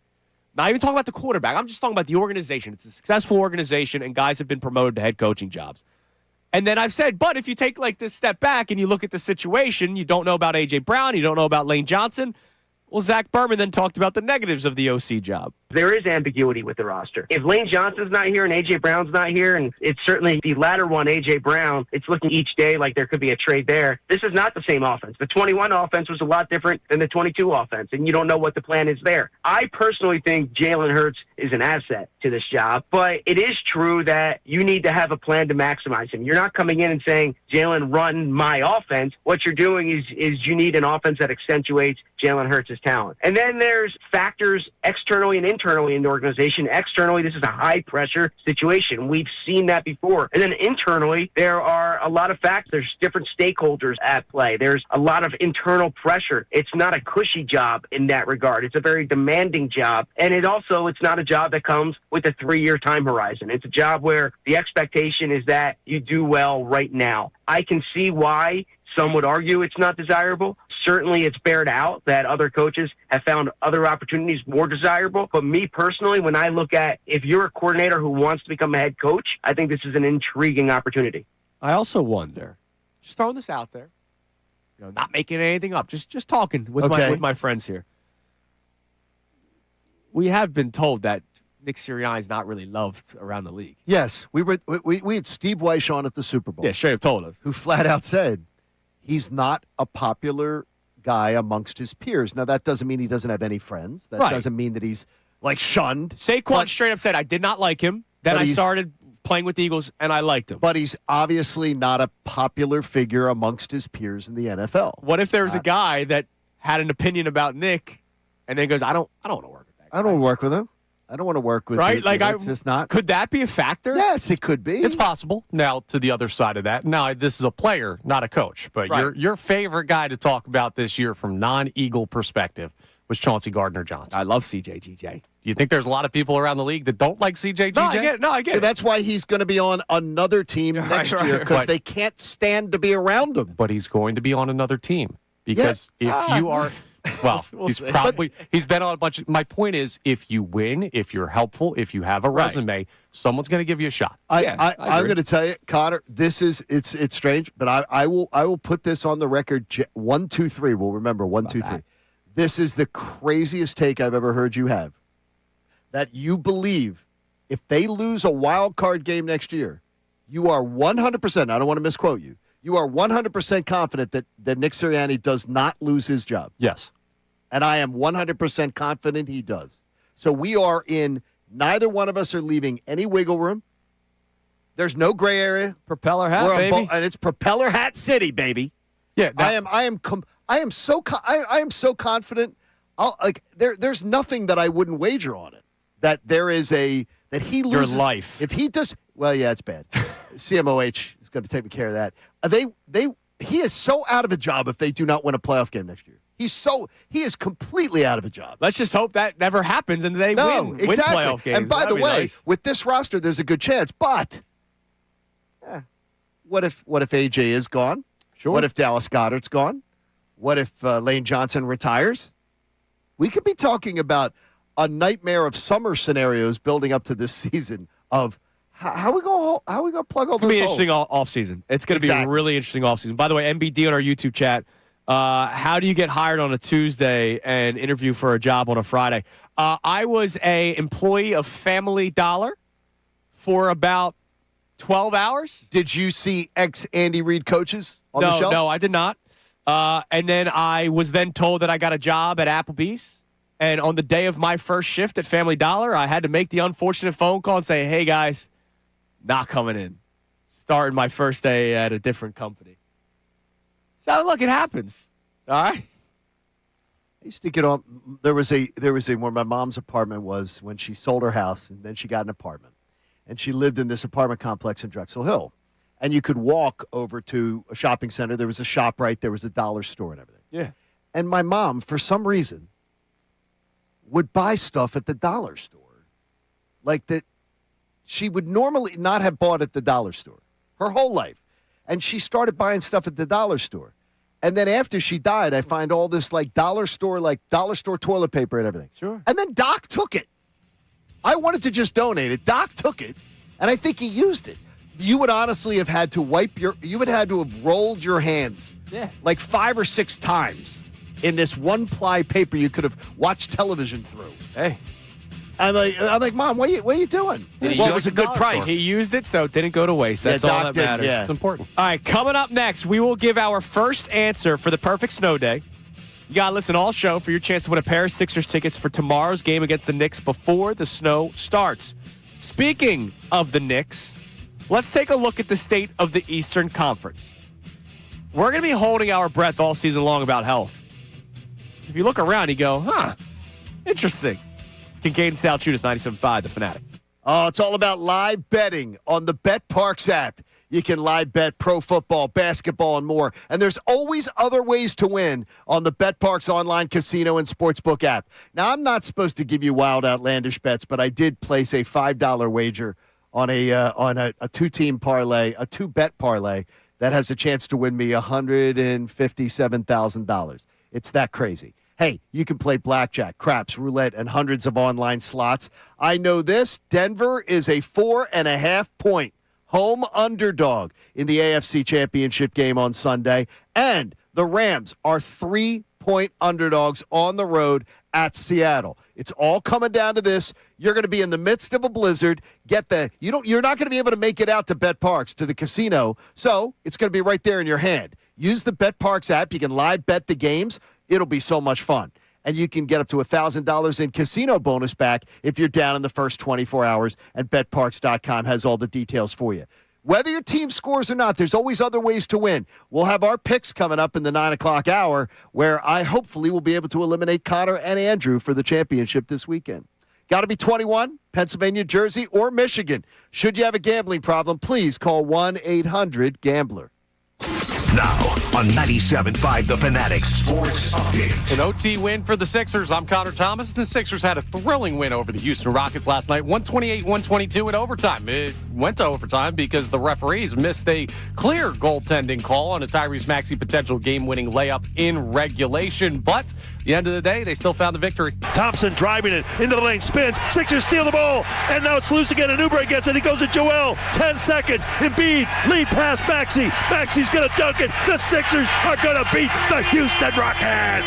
Great call, as always, from Tom McGinnis there, right here on 97.5 The Fanatic. Joel Embiid had 32, 15, and 10, a triple-double for the big man. Tyrese Maxey, 30 and 10 assists as well. 30-plus, I should say. Sixers are off till Saturday. Flyers are in Colorado taking on the Avalanche, 9 p.m. puck drop. You can hear that game live here on The Fanatic. Still no news from the NovaCare Complex on a new offensive coordinator hire. Eagles are still looking. Latest name of interest is Bears offensive coordinator Declan Doyle. Christian Parker, Eagles defensive backs coach for the past last couple of seasons. He became the Cowboys defensive coordinator yesterday via hire. So that's a big loss for the Birds defense. Keith Pompey joins us at 8:05 to talk some Sixers. Amy Fadul from the 8 o'clock hour on till the end of the show. Kevin Nagandi joins us at 9:05. This update's brought to you by IHOP. IHOP's value menu is here. Enjoy breakfast favorites like pancakes, eggs, and bacon, French toast with sausage, or a cheesy omelet with pancakes, all for just $6. Go to your happy plates with the $6 IHOP value menu. I'm Connor Thomas for the home of the Sixers, Flyers, and the best Birds coverage, 97.5 The Fanatic.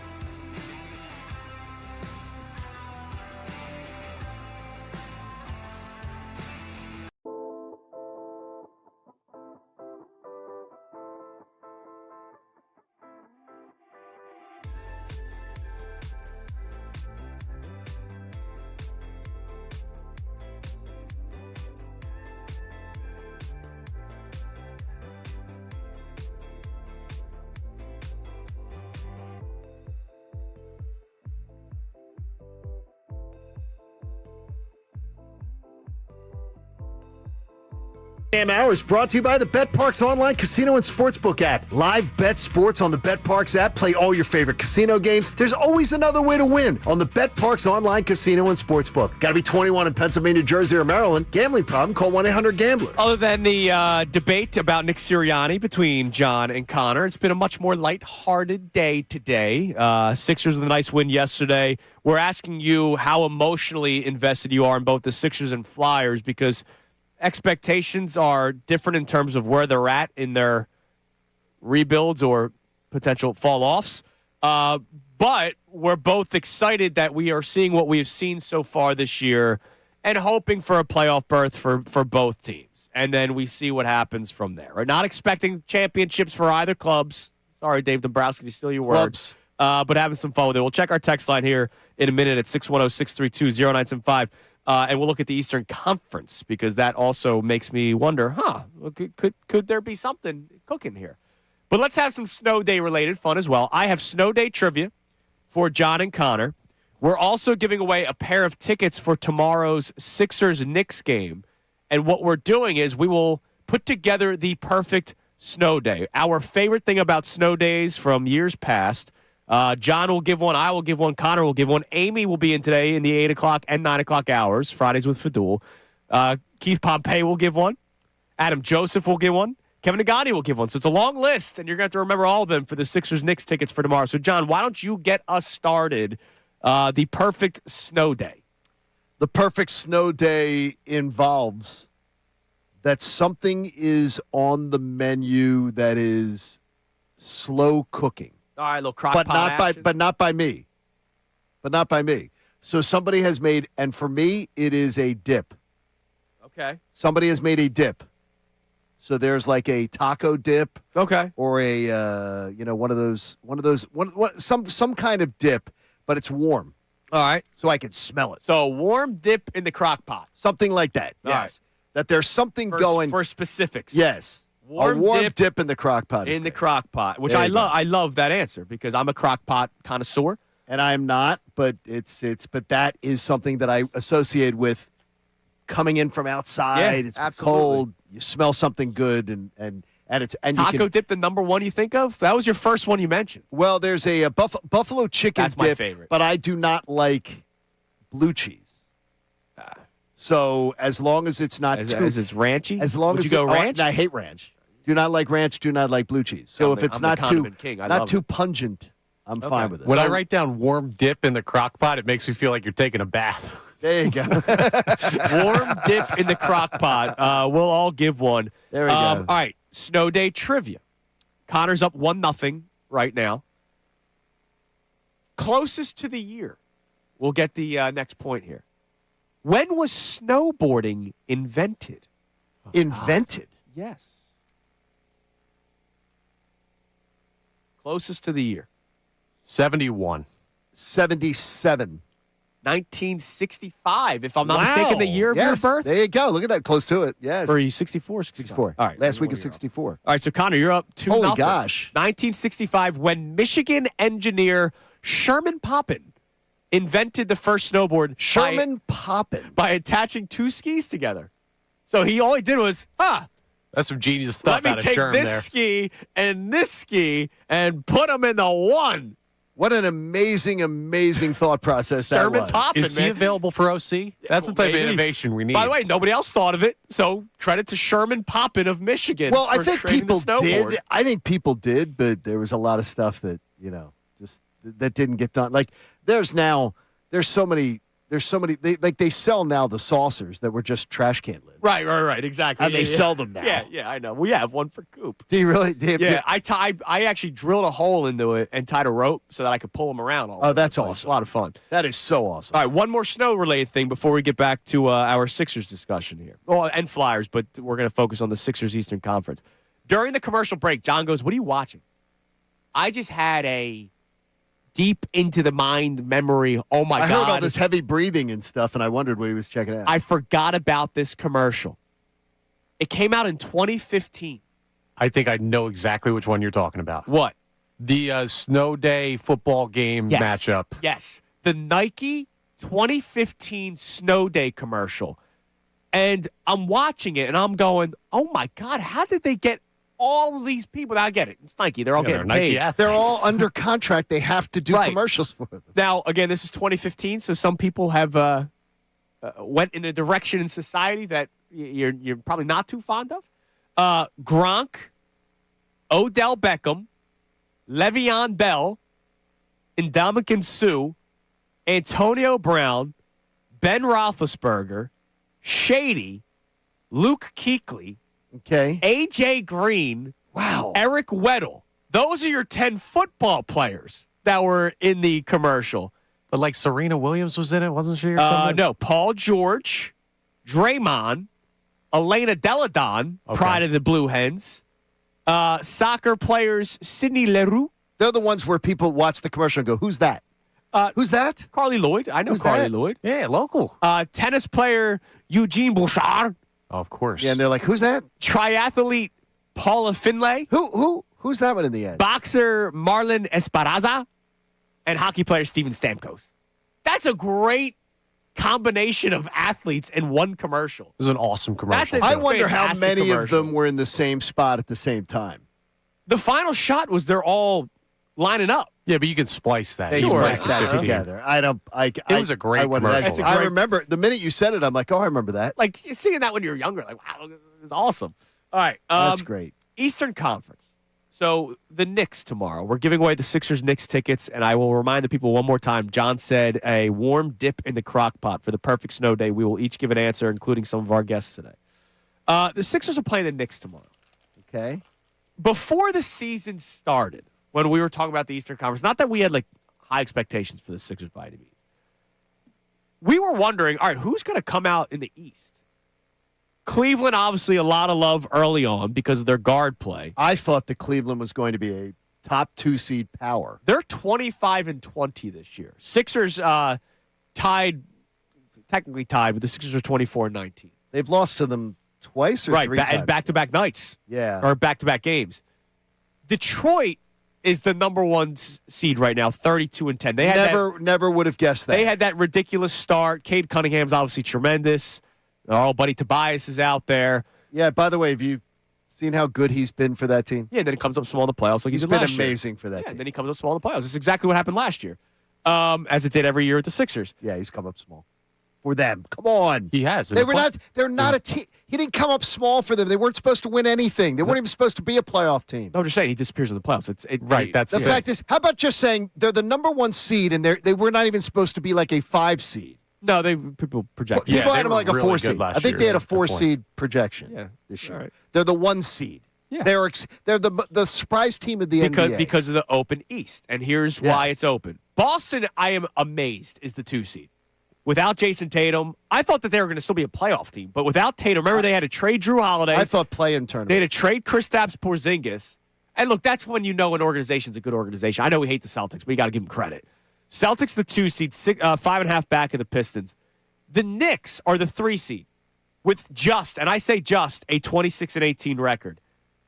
And that's why, still to this day, I look at that organization and I go, why the hell did you fire your coach?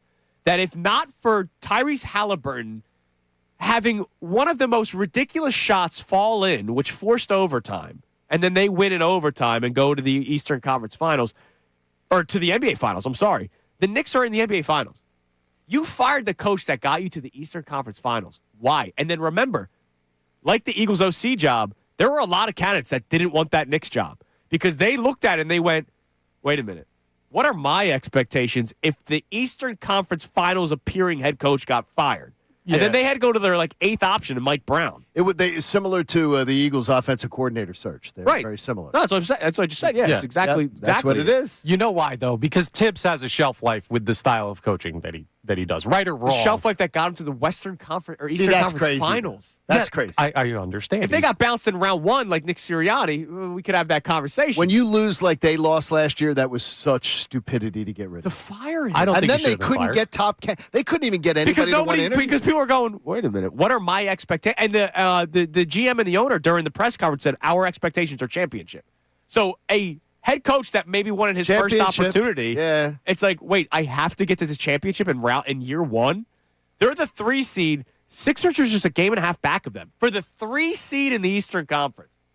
And like Toronto's the 4 seed. I don't really buy Toronto all that much. So I do not either. I look around, I go, huh.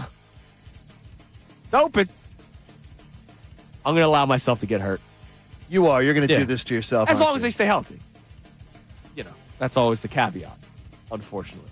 All right, coming up next, we have today's headlines with Connor Thomas. Connor, you're going to give the second thing for the perfect snow day. Got it. That comes your way next. And I'll ask you guys another winter trivia, snow day trivia question. Connor's up 2-0 right now. It is Kincade Salciunas here on 97.5 The Fanatic. I love my friends at Benari Jewelers. I was in Benari Jewelers the other day getting the wedding ring maintained a little bit, so I got one of those gel wedding rings. How's it look, Andrew? It's pretty nice there. Hey, Benari has got you covered, too, because right now they're having their annual bridal bash. Mark your calendars now through February the 7th. Benari's Bridal Bash is really special for you. Not only are you going to get 12 months financing on engagement rings and wedding bands, but you're also going to have a chance to win $1,000. Benari is the area's top diamond experts. And whether you're going to X or Newtown Square, they're absolutely amazing. Your lady has specific tastes. She might white gold, yellow gold, platinum, whatever it is. Benari's got you covered. Every size, every style that you could be looking for, every setting. Benari's going to work with you to make sure she gets the ring that she wants. And with 1 year to finance the purchase based on approval, you're going to be able to maybe extend a little bit and get her exactly what she wants. And Benari's prices are so great, you're going to feel good when you walk out of there, too, with amazing, amazing value. It's Benari's Bridal Bash, and you're not going to want to miss it. It's now through February 7th in Exton and Newtown Square. So mark your calendars. Get in and do it. They've got all the top designers, all the big names she wants. So make sure you go in with a plan, and you're going to leave with a ring that's going to make her very happy. You're going to get the yes. So if you're ready to pop the question, I always tell you, Benari's the answer. Check out Benari Jewelers on the web at benarijewelers.com. The Flyers.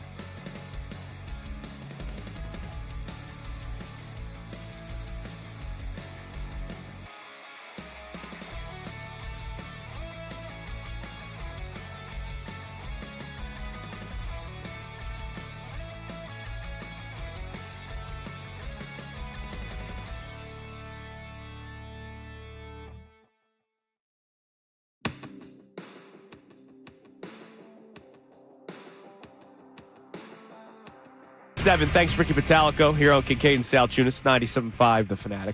We got today's headlines with Connor Thomas coming up in a little bit. Don't forget, it's a Fridays with Fadul. Amy joins us for the rest of the show starting the 8 o'clock hour.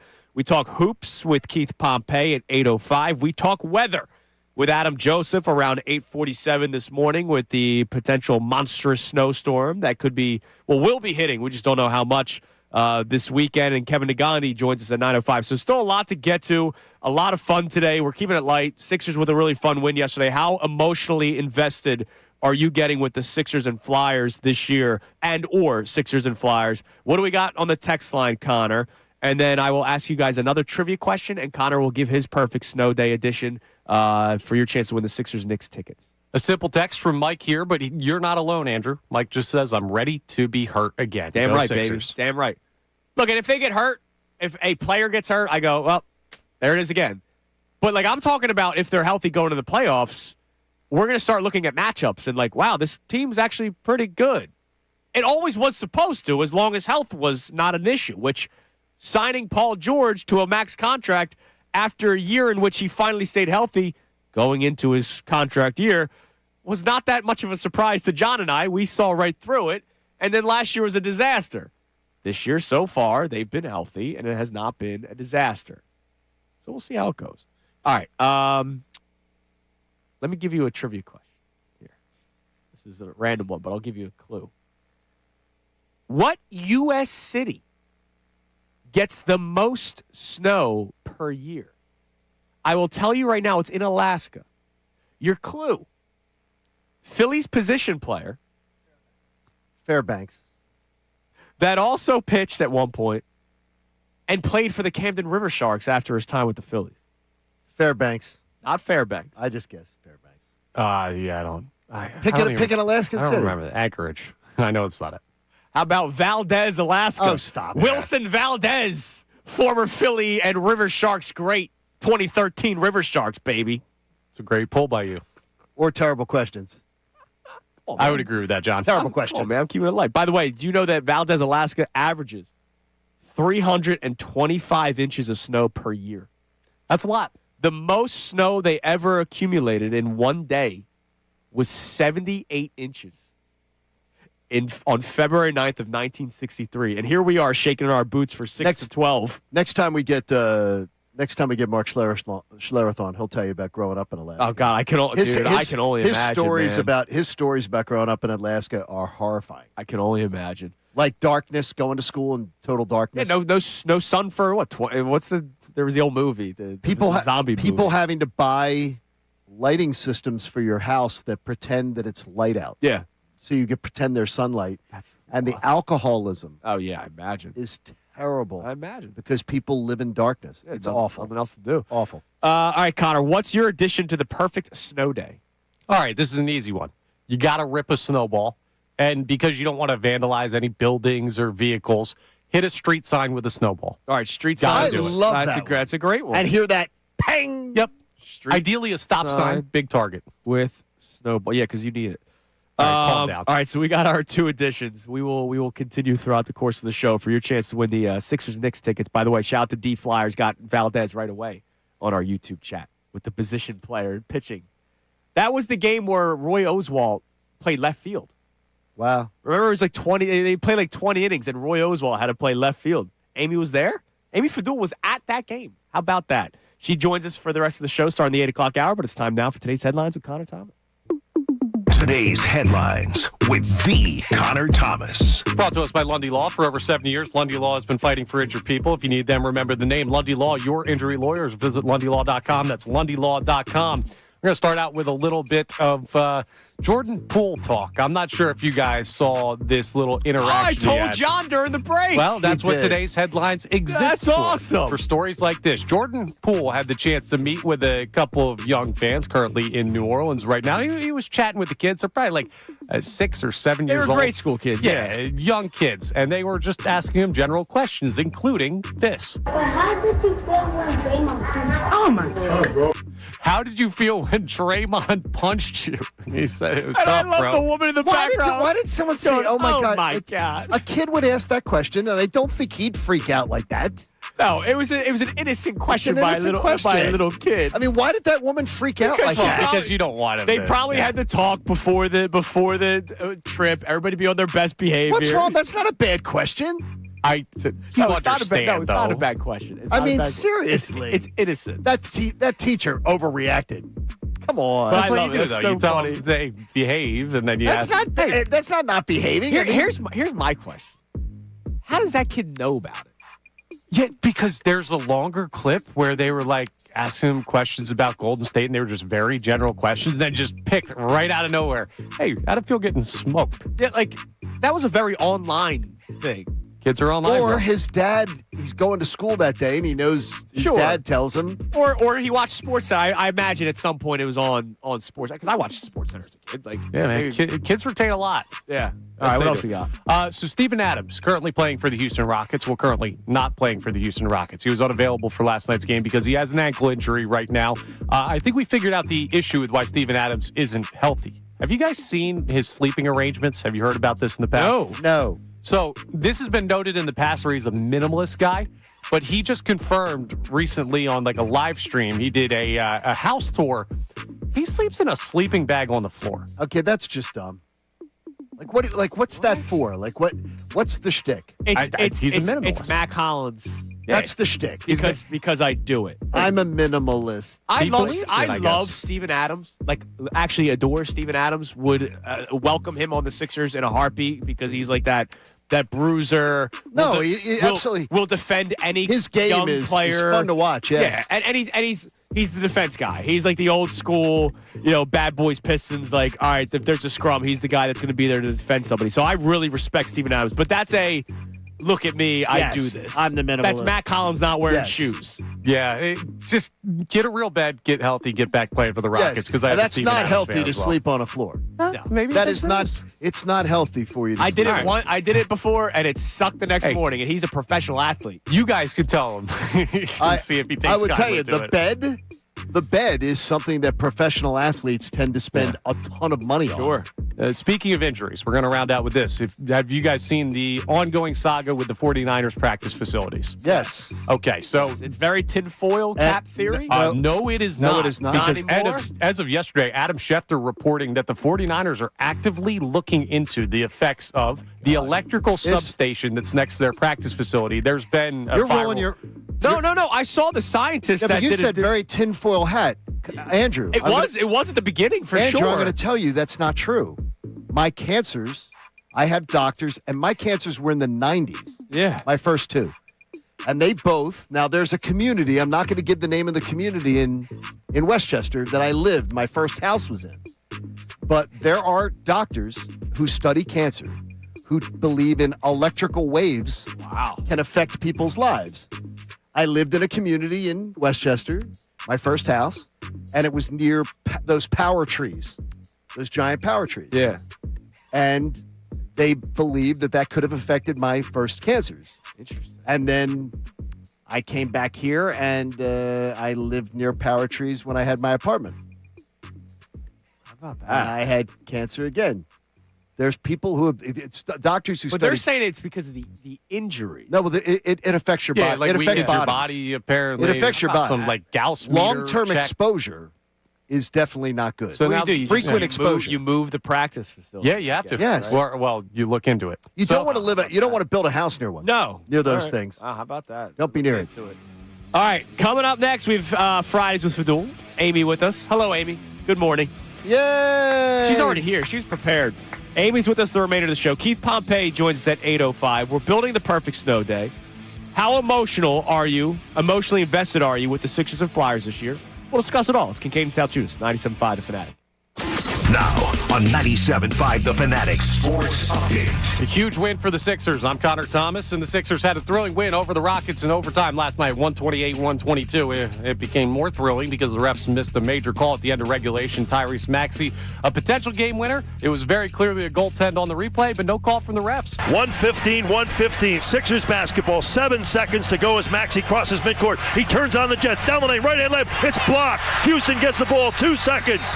And there's a whistle whistle. And watching another replay as the official. Oh, yeah, this ball's goaltended. The ball hit the glass. Now, it was not called goaltending, though that was a great call by Tom McGinnis here on the Fanatic. End of the day, the Sixers, well, it didn't bite them. Joel Embiid and Tyrese Maxey both finished with 30-plus points, 10 assists. Embiid a 32, 15, 10 triple-double. And the Sixers with the win. They're off till Saturday. Flyers are in Colorado taking on the Avalanche tonight at 9 p.m. You can hear the game live here on the Fanatic. Still no news on Eagles offensive coordinator hire, but the latest name they're looking at is Bears offensive coordinator Declan Doyle. We'll keep you posted. Christian Parker, Eagles defensive backs coach, hired yesterday as the Cowboys defensive coordinator. Keith Pompey joins us coming up next. Amy Fadul in studio with the guys also next. This update is brought to you by Uber Eats. Philly, you hungry? Good thing Uber Eats has a great deal waiting for you at Chickies and Pete's from now until February 15th. Spend $30 and get 6 wings free on the app. Order now only on Uber Eats. Terms apply. See app for details. I'm Connor Thomas for the home of the Sixers, Flyers, and the Best Birds coverage, 97.5 The Fanatic and 97.5thefanatic.com.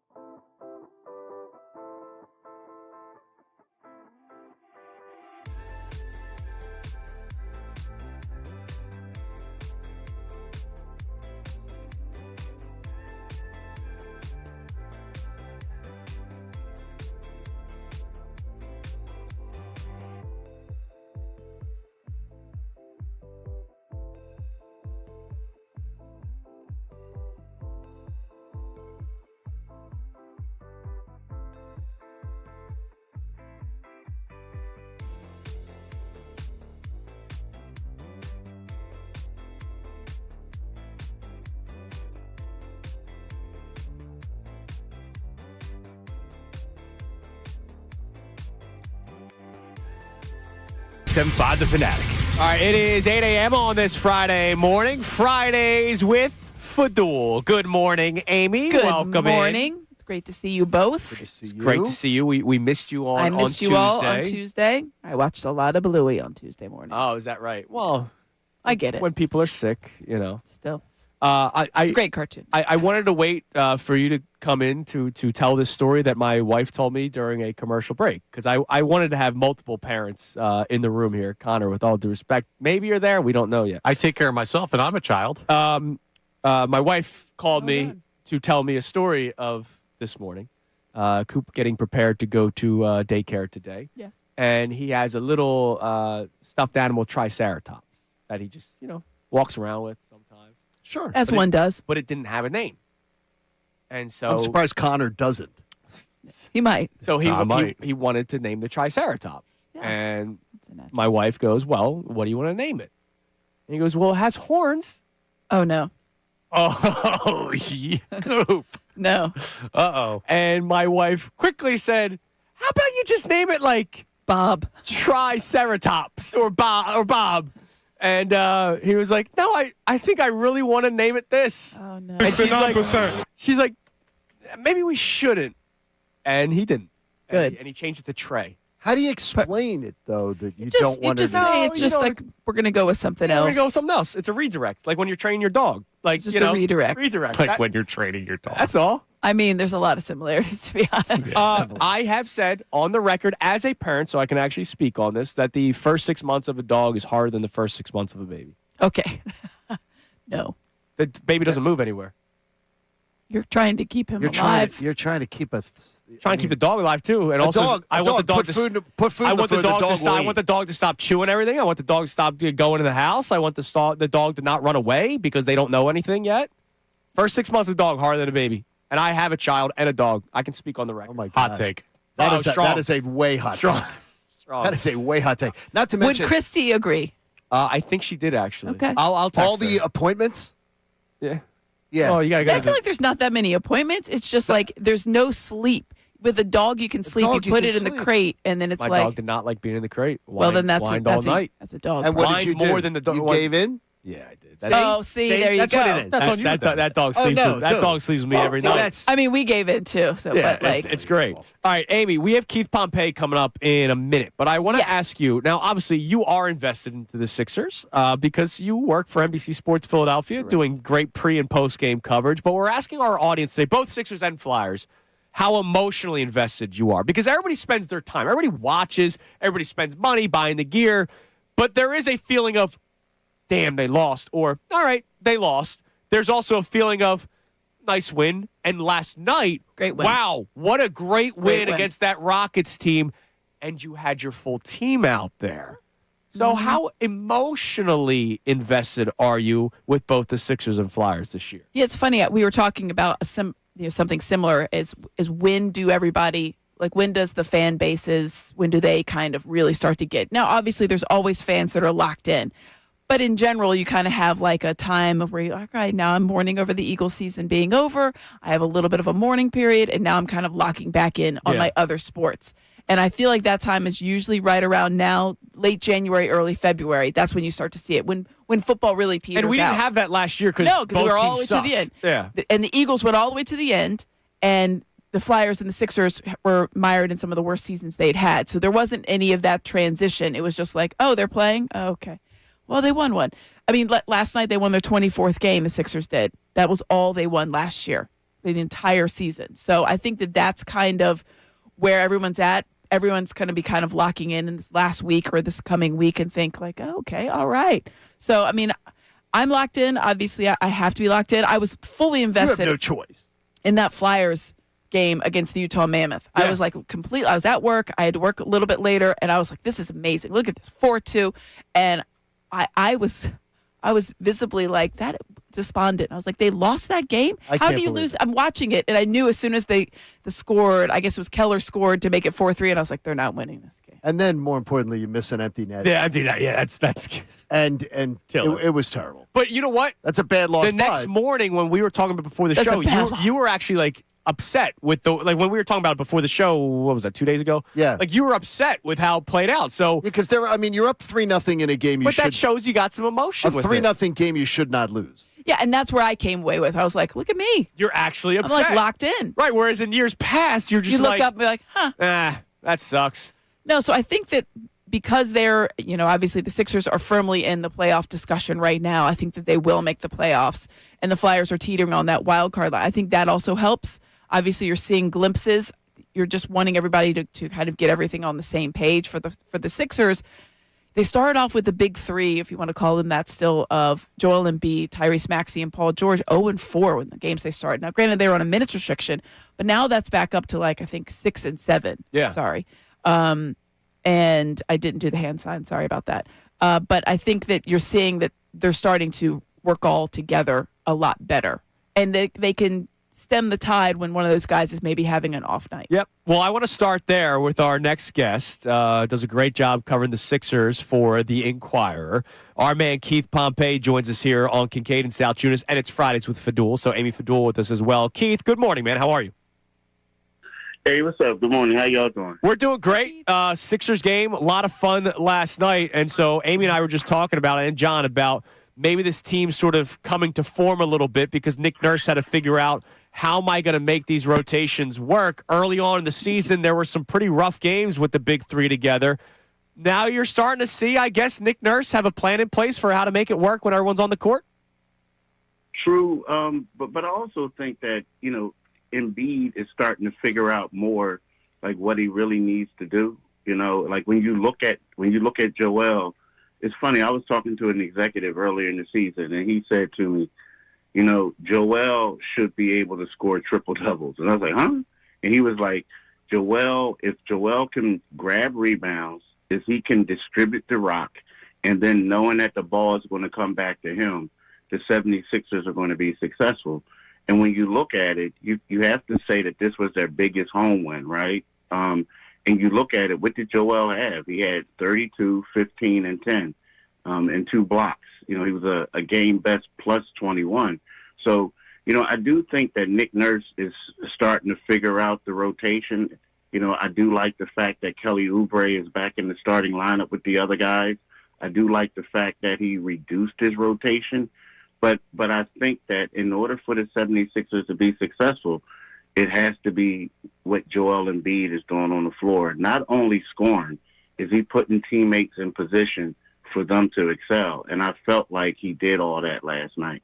Keith, do you believe that the Eastern Conference is one where potentially if this team does put together a second half where you continue to see the growth, we could be talking about an interesting spring, or is it way too early to say that? No, I think you were on to something. I think it can be interesting because, when we look at it, I know the Detroit Pistons defeated the Sixers twice, but when you look at it, the way the Sixers lost both of those games, they were extremely competitive, and then they fell apart, right? I mean, you can argue that they didn't match their physicality. But then you look at a team like the Boston Celtics, a team that the 76ers defeated twice. You look at the New York Knicks. The New York Knicks are a team that the 76ers, beat are 2-0 against, and the Knicks seem to be in a tailspin. So I do think that when we talk about the squads who are supposed to be the elite squads up there, that the 76ers can, at least give them a run for the money. Now, I do think that it's going to be tough for them to beat Detroit right now.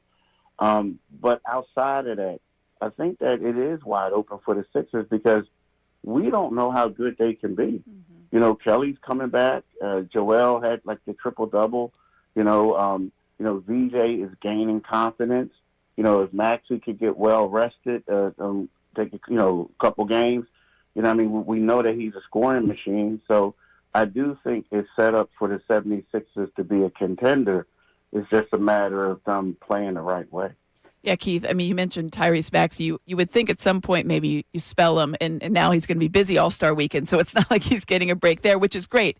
And being named a starter is a huge honor. I know he's excited about it, but he played 80 minutes in the back-to-back games combined, and then another almost 40 last night, 38. But you mentioned the way that they're coming on strong, and I look at the fourth quarters, especially last night, especially late, where you see Tyrese Maxey scoring 17 points in the fourth quarter and in overtime. That to me says a lot. And then Joel Embiid playing 46 minutes, something, at the beginning of the season, everybody's saying he's done, he's washed, that's it. And he plays 46 minutes, runs up and down the court well with a very good center on the other side in Alperen Şengün. Mm-hmm. And to me, that said as much as the final score did and the way that they fought back. These guys are playing so hard, so late, and having to win basically a game twice. Yeah, you're exactly right. And to me, the two things that stood out, in addition to the triple-double and the way he did it, was what you talked about, the 46 minutes. He didn't look gassed, he did, when he was at the foul line, he put his hands on his knees, but he's been doing that for years. Mm-hmm. And also against Şengün, because, we look at it, and I think that was a real test because, when Joel was going up against other centers, we were looking at it and we knew that some of these guys that he had 30-something point performances against were dudes that he could dominate, right? But this was a guy who's going to be an all-star as well. This is a guy who some people say is one of the top 4 centers in the league right now, if not top 3, right, Sagoon. So the way that Embiid, imposed his will against him, I think it speaks volumes. Now, the big thing about Joel, we all know, he played 46 minutes. Is he going to be able to play at 3 o'clock on Saturday? And will there be some knee swelling, down the road?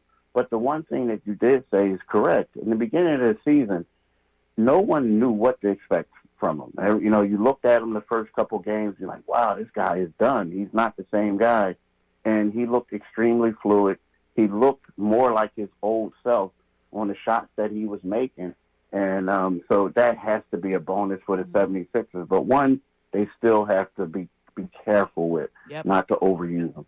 The Inquirer's Keith Pompey joins us here on Kincade and Salciunas on a Friday with Fadul. Keith, forget last year because last year was a disaster. But I'm curious. Hey, you're telling Keith. You're telling Keith Pompey. I know. Man, I covered the process. Yeah, buddy. Brother, what are you talking about? Yeah, exactly. But the reason why I say that is, will this be the most quietest trade deadline for the Sixers in recent years? I say forget last year because they weren't buyers. They sucked last year. Will this be the quietest because they have a core and they also have young guys that I feel like they, for the first time in a while, aren't willing to ship for other aging players? That's a great question. I do think that they're going to make a move, right? But I hope that is a quiet move, right? You know what I mean? I do. When we look at here's the thing with the 76ers, and this is something that they've been doing for years.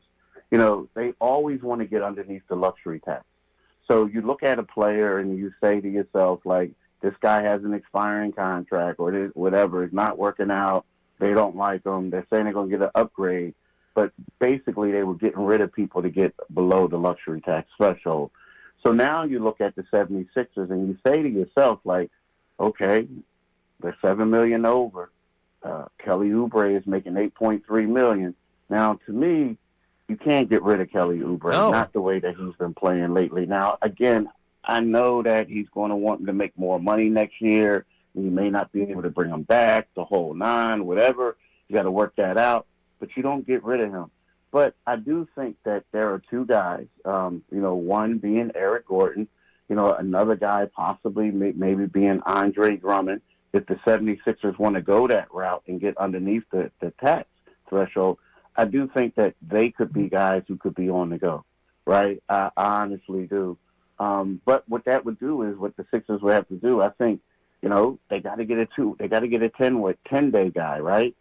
In order to keep these other guys talking about Don Barlow and Jabari Walker.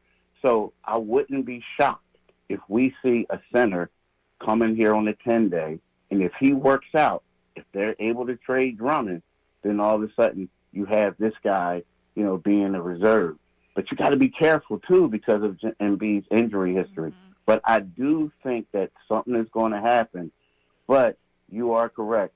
I'm not willing to get rid of Jared McCain right now. There's a lot of people who, are saying to themselves, this guy, he's a bust, he's this and that. Now, my daughter tore her ACL. And I know that it takes a year, a lot of times, for you to get back on the floor. But then it takes 5 months after that to you to get back to being who you were before you tore it. So if I'm the 76ers, I am not getting rid of Jared McCain right now. I'm just not doing that. So, with that being said, I do think it's going to be quasi-quiet, but at the same time, I do think that they are going to make a move because you got to create space for Don Barlow and Jabari Walker. And, if everything we've seen in the past was true, they are going to try to get below the luxury tax threshold. Keith, do you believe that they are going to start to manipulate minutes of players down the stretch, or do you think that they'll say, hey, we got a chance to maybe get a 4 seed for a home court advantage or a 5 seed for a better matchup? Do you think it will be more about let's get to the playoffs as healthy as possible, or do you think they will care about getting the best seed possible? You know what? I think a lot of that is going to be contingent on what happens. You know, like, let's face it. I mean, let's be real. We know they got this West Coast road trip coming up, right? So I think a lot of that is going to be, okay, well, where do we stand right now? I think that, you know, it's one of those things, and that's a great question because you have to be careful. You don't want to play these guys too many minutes. You don't want to run them in the ground. But at the same time, you do want to get the best seed. So I think that, you know, they're going to be smart about it. You know, Nick Nurse was talking about, you know, he's going to try to give Tyrese Maxey, you know, longer stretches on the bench, like moving forward at times. But again, that also is going to have to be contingent on guys like Quentin Grimes stepping up. You know what I mean? Like, you know, Paul George and VJ Edgecombe, you know, when they're in there with the backup units, like them being able to dominate. I think if they can do that, they will. But at the same time, I do think that, I mean, it's so bunched up in the East. Think about it. The Sixers are in 5th place now. But 2 games ago, after they lost, they were in 7th. So they were a play-in tournament team. Mm-hmm. So if so at the same time, you don't want to burn players out, but you need them on the floor enough so you guys don't go into the play-in tournament. You know, you want to be a top 6 seed. All right, Keith, real quick, we're having some fun with the snow day that might be hitting us. Well, will definitely be hitting us, just how much. What is the perfect snow day edition from Keith Pompey? You remember the blizzard, like, oh, man. I think it might have been, 1996 or whatever. See, these are kids. Yeah. You're talking to a kid. Yeah, Keith. it was kids. They're kids. But look, I'm going to make y'all laugh, right? So I was at Pitt at the time, whatever, and I come back, and my cousin has his girlfriend. She's over there from Temple, but she was really from South Carolina. And, man, we were in the house for, 2 days. It was like my sister's apartment, actually. We were in, and it came home. And the whole time, the girl like, oh, my God, I hate this. I hate this. I hate this. I hate this. And then, you know, my sister says to my cousin, like, dude, are you going to break up with her as soon as this blizzard is over with? Because we're getting tired of her crying. Yeah. We're getting tired of her crying. You got to make life choices at this point. Bad choice. Yeah, it was crazy. Like, you know, it was funny though, but it was like it was. I mean, every time somebody brings up a blizzard, I'm always coming back to that because it was a small apartment. Don't ask me why I went over there, right? But we were basically stuck in there for X amount of days. All right. Well, what's your go-to activity or something to make the snow day great? What's your go-to? Well, I know what Keith's cousin. Company. I know what Keith's cousin Good company. was. Would you say you say you know who my cousin was? Well, I know what your Keith's cousin's go-to activity was during the blizzard, but what's your go-to activity? Yeah, and my sister and our go-to activity was, man, she's getting on the nerves. We got anything else to drink? All right, Booze, we knew that one was coming. Keith, we appreciate the time, man. We'll talk to you again soon. Take care, buddy. Hey, y'all, thanks for having me on. Bye, Keith. Stay safe. We knew Booze was going to be mentioned at some point. The fact that it took this long, truly. That's because, you know, you didn't get We're building, Amy, the chance Amy, I don't know if you heard it. We're building the perfect snow day for the chance to win the Sixers-Knicks tickets. John and Connor have already given answers. We just got Keith's. You and I will give an answer. Kevin and Gandhi will give an answer. And Adam Joseph, who joins us coming up at 8:47, will give it an answer. If somebody can get all of them right at the end of the show, you'll win the Sixers-Knicks tickets for tomorrow. Keith sounded pretty positive about the state of the Sixers. I love his. You can feel like for these guys who have to cover the team and ladies who have to cover a team all year long, I see Amy's energy not having to do post-game shows and pre-game shows for a team that joy. No, that had no storylines. Now you have storylines. Not that you didn't bring the energy last year. But now you have storylines, and I can see it in the product. Some may say you brought more energy than the team did last year. There was definitely days. All right, coming up next, we'll check our text line on how emotionally invested you are. I'll ask some more snow-related trivia questions. Amy can jump in because it's only 2-0 Connor. Also, Connor and I have had this discussion on the air before. John and I had this on post-show headlines the other day. It's not something that I need, but obviously it's something that makes things better. And the Sixers have that. Alcohol? It's Kincade and Salciunas, 97.5, The Fanatic. No, betting. No, that's actually not true. Nobody's betting on the Sixers. But I'm betting this weekend on the NFL playoffs because FanDuel, in partnership with Valley Forge, is turning on playoff mode. All customers get a profit boost pack every NFL playoff game day. Each game day during the championship round, you'll find a pack loaded with the multiple profit boosts waiting for you in the app. Man, I can get out of a situation quick. That's how I'm still married. More boosts means even more ways to level up your playoff bets. Pick the matchups you believe in. Take your shot on an upset or build a parlay that fits the moment. I will continue to say it even during our pick segment today. Spoiler alert, here's one of my picks today. New England minus 4.5 against the Broncos. The fact that the line went to Denver's favor, a point. I still don't believe it. So New England minus 4.5. Then apply your profit boost. Go after even bigger payouts while the playoffs keep rolling. Just visit FanDuel.com/local. Grab your profit boost pack every NFL playoff game day. You got to be 21 plus. Present in Pennsylvania. Opt-in required. Bonus issued as non-withdrawable profit boost tokens. Restrictions apply, including any token expiration and max wager amount. See terms at sportsbook.fanduel.com. Gambling problem? Call 1-800-GAMBLER. Now on 97.5 The Fanatic Sports Update. Maxey and Embiid take over. I'm Connor Thomas, and the Sixers had a thrilling win over the Rockets last night, 128-122 in overtime. It became more thrilling because, well, the refs missed the clear goaltending on a Tyrese Maxey would-be game winner late in regulation. But at the end of the day, they still found a victory. Thompson driving it into the lane, spins. Sixers steal the ball, and now it's loose again. And Oubre gets it. He goes to Joel. 10 seconds. Embiid lead pass Maxey. Maxey's going to dunk it. The Sixers are going to beat the Houston Rockets. And Joel Embiid and Tyrese Maxey were huge in the win. Joel Embiid, 32, 15, and 10. A triple-double for the big man, Tyrese Maxey. 30-plus points, 10 assists. It was a great game by both of them. Sixers are off till Saturday. Flyers are in Colorado taking on the Avalanche tonight at 9 p.m. You can hear that game live right here on The Fanatic. Still no smoke from the NovaCare complex as the Eagles have not yet named a new offensive coordinator. Latest name of interest is Bears offensive coordinator Declan Doyle. We'll keep you updated on that. Defensive backs coach Christian Parker, who's been with the Eagles for a couple years. He is the new Cowboys defensive coordinator after being hired yesterday. Amy Fadul's with the guys for the remainder of the show. Kevin Nagandi joins us coming up at 9:05. This update is brought to you by Barbera's on the Boulevard. New year, new car. Cherokees and more Cherokees. $199 down, $199 a month. Is Barbera the best? Boy, I guess. I'm Connor Thomas for the home of the Sixers, Flyers, and the best Birds coverage. 97.5 The Fanatic and 97.5 TheFanatic.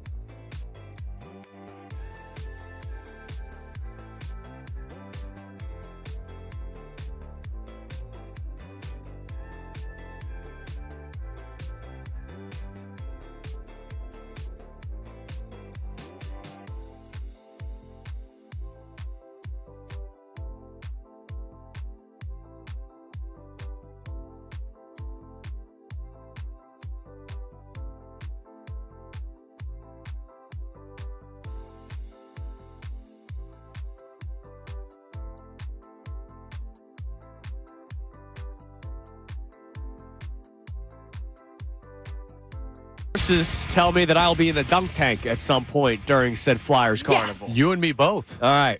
We're representing well here at 97.5 The Fanatic. John and Ricky will be hosting at the Carnival. A lot of fun. Connor and I will be getting dunked. Ricky doesn't get the throw. Ricky. No. He's dying. Ricky's to the do first that. person that's going to push the button. Correct. Yeah. No, That's a Ricky lock. will dunk you the very first throw. Yeah, but he won't even throw it. He'll just push then- it. Yeah. He's No, getting it's a pushed. lock that he's pushing the button. Just to No, make we're sure gonna it get- works. No, we're going to get social media to make content sure it of him works. throwing it because he'll get on the first pitch. All right. First off, let me give you a winter weather trivia question. Okay. It's 2-0 Connor. So, Amy, just because you joined us at 8 o'clock does not mean you're not in contention. And Adam joins us in 15 minutes. He could get into this. He could. Adam Joseph. All right. This one, educational. I didn't know this till just now. What? Which country gets the most snow on an annual basis? Greenland. China. Norway. Japan. Really? So you all lose. I thought it'd be Russia. Japan can get up to 600 inches of snow Wow. during the winter season because the combination of cold air from Sure. Russia Right. and the moisture from the Sea of Japan causes perfect snowy conditions. Oh, that's beautiful. Educational. I don't Lovely. think there's any such thing as perfect snowy conditions. 'Cause Yeah, no, that doesn't. those that two doesn't- words that- should that- not go Perfectly together. making snow. Yes, those should go. All right, let's see if anybody can get a point here. Which U.S. state has the most ski resorts? Colorado. Utah. I think one of those is the right answer. Are they or no? Then you might as well take a guess of another one. Take a guess. You have Nevada. 48 other Oh, wait. states to choose from. Oh, never mind. Or Vermont. Let's go Vermont. New No. York Okay. with I was thinking- 52. Yeah, there's a bunch of little Port ones. Charles has one. Yeah, Very good one. you guys are really struggling here. Big ones out there in the West. Should I these aren't ask tiny you ones out here. Should I ask you guys what is the white thing that comes out of the air? Rain, hail. Got it. All right, I have a question that I have done this show with Connor on the air before back in the Middays days. And, John, you and I actually touched on this earlier this week, I believe, on post-show headlines. So I'm Okay. curious to get your thoughts on it on the air here and get Amy's thoughts on it.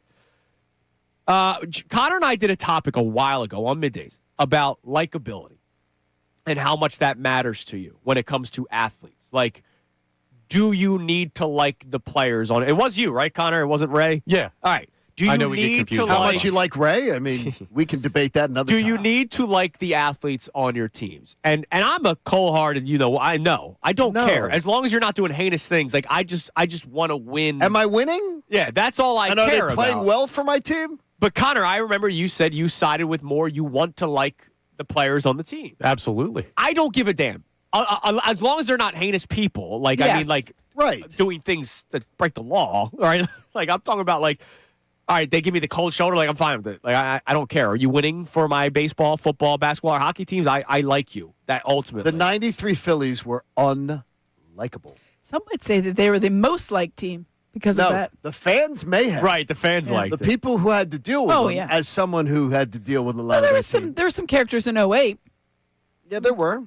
Chase Utley wasn't the most media-friendly person you No. ever Right, saw. right. But people loved him. It is better though when you like the people. Like I will be honest. Like I think it's- you're more invested. Tyrese Maxey is Oh both. my gosh. And so I wonder, is Tyrese Maxey? Amy, you've been covering the Sixers for a while. John, you've been here for a while. Like is My whole life, I've Yeah. lived the Sixers as a fan. is Tyrese Maxey the most likable / talented player like in recent memory or No. as far back as you go? I mean, I think a lot of people would say Allen Iverson. That predates my time. But for me, the answer would be yes. See the answer would be yes. The answer. Good The use of answer the answer. is there. the answer. See now, what's strange is when you say likable on the court. Yes, I don't find like the a lot of what surrounded Allen Iverson. I did not find likable. Really? So no. I find that was probably the more likable. No, his For a lot of people. unprofessionalism I did not find Oh, likable. you mean like coming to practice late? Like to me, Yeah. to me, You're not saying like how he dressed to games. You're talking about being at no. PJ Houlihan's. I said to you the other day. It was Houlihan's Houlihan's. Houlihan's an Oh, hour no, before no. tip-off. Dude, TGI TGI Fridays right Fridays, across the yeah. street. Yeah, which, yeah, by yeah. the way, we may be over there on Sunday if anyone wants to join us. I'm telling you right now that to me, I said it to Andrew the other day. A few more years of this, he's going to be my favorite Sixer of all time. Yeah, I mean, I think that he's a very likable player, just in the general demeanor, the way he carries himself, the leadership that he's shown, the way he's grown. Right. Homegrown. That's it. And people in this city They love that stuff. Love that. That's why they like AI. Most cities- He plays hard. Most That's why they like cities love AI. their homegrown. you know me. I would trade a prospect in 5 seconds. Like I don't care. I still remember a day way back when I think I was with Jason and Harry, and Rhys Hoskins had his like 17 home run rookie campaign, and we asked the question, would you trade Rhys Hoskins for Mike Trout? And people were like, no. He's ours. And it's like, well, you're dumb for thinking that. Like, with all due respect. Someone said that out loud? Yes. Oh, yeah, numerous people. Oh, people didn't want to trade Bryson Stott for Shohei Ohtani. That was another topic one day.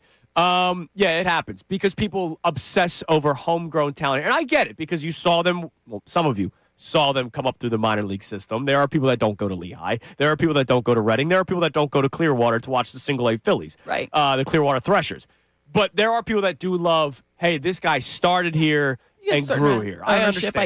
I get that. Yeah, I mean, Tyrese is a great example of how you can be, super tough on the court, play hard. That, I think, is something that's always going to resonate here in Philadelphia, but also be a super likable player off the court. I mean, I feel like the view of Allen Iverson was just that they loved him so much, and like his kind of irreverence also endeared him. So you would hear the stories about him driving on the shoulder of 76, and people thought that was great. Yeah. They also, a lot of the same people love those 93 Phillies. So, I mean, Right. the irreverence, I think, was an endearing quality. It'll be hard that's the competition, just from my mindset. And I think the other key thing, I see one of our responses on our YouTube chat from D Flyers saying Maxey is far better than I ever thought. I wonder if that's a part of it, too. That is the overachieving. surprise. This city loves when expectations are exceeded. Yeah.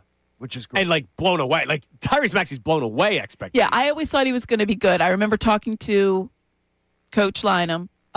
It was maybe like Maxey just had to get like some starts because of like COVID and whatever else. And then the next year when he was playing with James Harden, and he said, "This guy, Aim, I think you're right, Aim. I think you're onto something. I think he's going to be a super." And that's the basic Super. I love this super. He drops the super. It's great. And that was the second year. I was obviously a big fan I watched Tyrese Maxey in his lone year, and I thought he was going to be a really good player. Did I think that he would be an all-star starter? No. By the time he was 25, I don't think. I thought he'd be an all-star. I think I said that one time we did a show where we talked about like what we thought ceilings of different players were, and I believe I thought that an all-star, yes, all-star starter, no. Look, I was disappointed last year when it was like his time to carry a little bit, and he did not play well, and then he gets hurt, and I wondered, all right, is it too much? We're talking about trade Embiid, trade this guy, build around Maxey, and I remember saying on this show, like I always raise my hand. I was like, build around the guy that couldn't win you basketball games. Like that's not something I'm intrigued by. I still think Maxey will. He still has to have it. I don't think it has to be a. You know how you could have a Batman Robin situation? I think Maxey still has to have a Batman situation. Sure. I mean, I think there's few teams and players that don't need That's that. what I mean, though. But there are some that can have a Batman. And by the way, Robin. he's only 25. Like, correct. Just turned 25 in November. Right. Yes. Like prime is what, 27 is what people typically say young. in basketball. He's one of the leading scorers in the NBA. He leads in minutes. He is the number one player in what they call stocks, which is steals and blocks. Another negative in his game was his defense, right? It was, yeah. And that was something that followed him. He still gets beat. That was and for him to work on that aspect of his game, I think is pretty remarkable to me.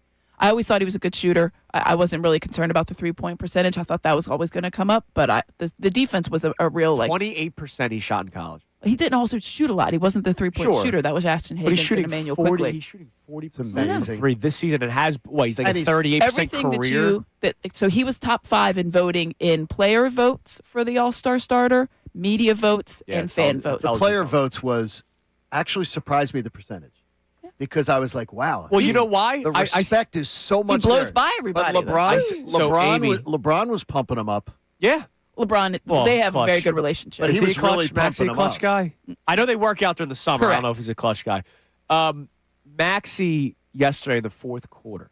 The fact that he's leading the league in minutes, average minutes, and in the fourth quarter is still late fourth quarter blowing by. He scored 11 points in the fourth quarter because maybe the four Rockets minutes are to gassed. go. Yeah, and he's just boom, flying right past people. It's a great story, and we're lucky that we finally get to experience. He's here. We get a nice thing this year, and it provides light with the Sixers team. It absolutely. We like the light.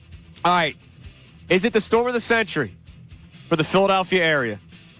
We speak with meteorologist Adam Joseph coming up next to get the insight on what we could see when it will start, because that's the big thing for us driving into the hotels this weekend. And will we be able to drink on the 6ABC account at the hotel? Yeah, I think that's a fair question to ask. We'll do that next. Kincade Salciunas, 97.5 The Fanatic. The Sixers core is final.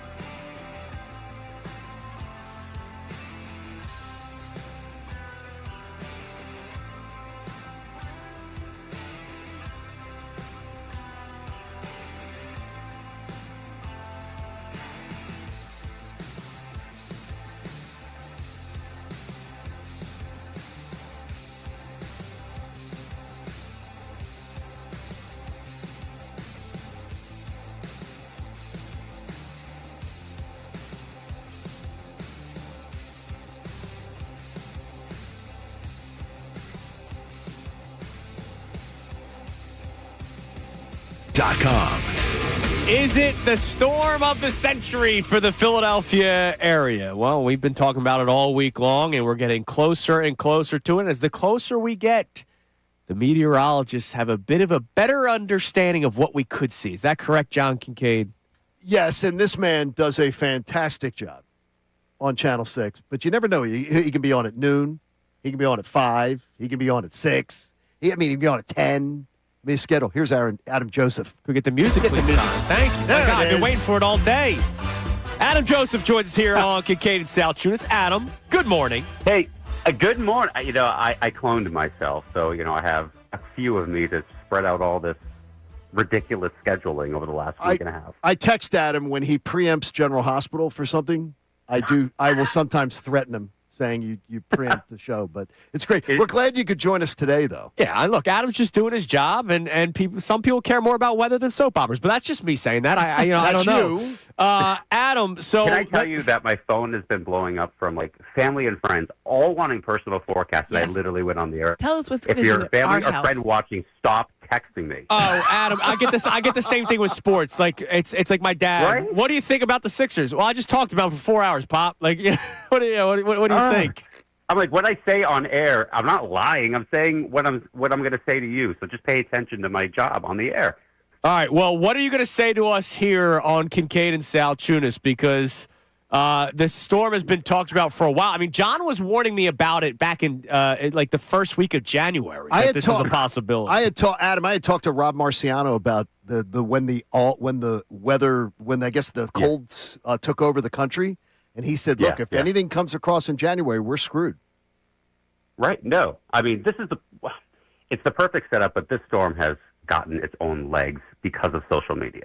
This storm has gotten such a buzz because there were, people throwing out, oh, it's going to be 2 feet, it's going to be this, it's going to be that. And I think some people aren't used to a storm like this magnitude because we haven't had one in many, many years. Number 2 is a lot of people are so thirsty for a big storm that they want a big storm. So here's the deal. And this is not a repeat of 2016. This is not a repeat of, that blizzard. This is one of those unfortunate situations. You can't call it a snowstorm. You have to call it a winter storm because snow is one piece. Ice is going to be a huge part of the storm as we go into it now as well for Sunday. So, yeah, it's one of those, and I put a map out yesterday, our first expected map, and I told people, I said, this is going to look a lot different than what you've been seeing, on social media. Our numbers are a lot lower than a lot of other outlet numbers from what I've seen on the social sites. And everyone's like, you're wrong, you're wrong, you're wrong, you're wrong. I'm like, maybe I am, but this is what I'm seeing. So the problem is, What time are we talking Sunday? Because a lot of people, especially us, we have to come down and stay at City Line in a hotel. So, what time? Oh, my gosh. I am, too. Saturday night? Well, we're going Sunday. We'll get down there Sunday. Oh, okay. Yeah, because Adam has to work on Sunday. We're hoping to get there, though. Amy, we'll have a party. We'll have a big party. Everybody's We going used to have a massive snowstorm party at that hotel. Yes. So much fun. So when is hotel it party? When is it started? Wait, no, Adam and I need to talk more about these hotel parties, okay, people? We'll get there. News people know what this is when you get to stay in the hotel and you get to go crazy. Oh, it's a blast. It's so much fun. It's a blast. Sorry, go ahead. Give us the actual news. So it's going to start between about maybe 2 a.m., 4 a.m. on Sunday morning. So you're going to be fine, getting to the hotel. And when it starts, it's going to be all snow for everybody. It's going to be that light, fluffy snow. And then it snows to beat the band. I'm going to say it nicely. All morning. And then we start to see that transition to sleet at the shore early, Sunday morning. Not Philadelphia. I'm thinking it's going to change over to sleet sometime between 1 p.m. and 4 p.m. and sleet for a while, and then it's going to change to freezing rain on top of the sleet. Yeah, so and the snow is going to turn heavy in consistency. So the problem with this is we're going to just see that accumulating snow, then a little sleet, then freezing rain. That's a lot of weight for people to shovel, but also for power lines and trees, and so there could be a lot of power outages out of the storm just due to the sheer fact of the weight of the snow and then the ice on top of that. Could it change could a temperature change or any shift in the next 24 hours maybe cause it to be more snow? I don't see it changing shift to be more snow. If anything, I see it changing shift less snow and more ice. Oh God. It's only because the trend, so when this first showed up on those supercomputers, this storm was going to miss us to the south, and Virginia, North Carolina were going to get the heaviest snow bands. Every model run day after day after day after day was going north, north, north, north, north, and that's the trend. And when you look at trends, it stays on that trend typically. But here's the issue: it's going to be in the teens all day on Saturday and Sunday, and people are like, how can it sleet or freezing rain or whatever it may be when it's in the teens? And you can't look at temperatures only at the surface. What happens is warm air. Can I be geeky for a second? Warm air is buoyant and less dense than cold air, so it rides over it. So we're getting this huge plume of warm air, about 10, 15,000 feet up in the atmosphere, that's overriding that dense cold air at the surface. So that shuts off the snow from forming in the clouds, and it forms as raindrops, and then that falls and then refreezes in the cold layer at the surface. So that's the problem with the storm. It's just puncturing too much warm air in the storm, during the storm, way up in the atmosphere. You guys still with me? Or we're still geeks. Here. We're just different kinds of geeks. But now what I really want to know, Adam, is you and Amy talking about what's gone down at these hotels. We all know what happens. Listen, media people, we like free things. So the bar things. shuts down at 11 or 12. But then so you go back to the after party. You buy a ton of drinks, correct, and then you sit in the lobby or go to someone's room until 3 a.m. Wow. Media people know. Oh, this is going to be news people, because the news never ends. The news is always there, right? So people are always amazed. I have a coworker. Can I say that? I'm not going to say who it is, but I have a coworker who we partied really hard. One big storm back in the day. And they were supposed to be anchoring the snow covers the next day, and was so sick and hungover they called out sick. No way! From the hotel that they put you up at, which is remarkable. Oh my God, that's Go awesome. back in 2016. Well, if we could just get Brian Taft's black card, so we could we'll start the tab early, so that way it's there, and then we'll transfer it. We'll transfer it on over. It's fine. Perfect. That'll be great. So here's, I think the we have the city at 8 to 10 inches of snow. Okay. Which is good. That's a good amount of snow. That's a great amount. Yeah, but then you get the ice and all that stuff. I could see it being a little bit lower, looking at some of the latest. But again, things will change. But I think that's the target right now. But if you see a little bit less than that, don't be surprised. But I think that's the target. And here's the other thing.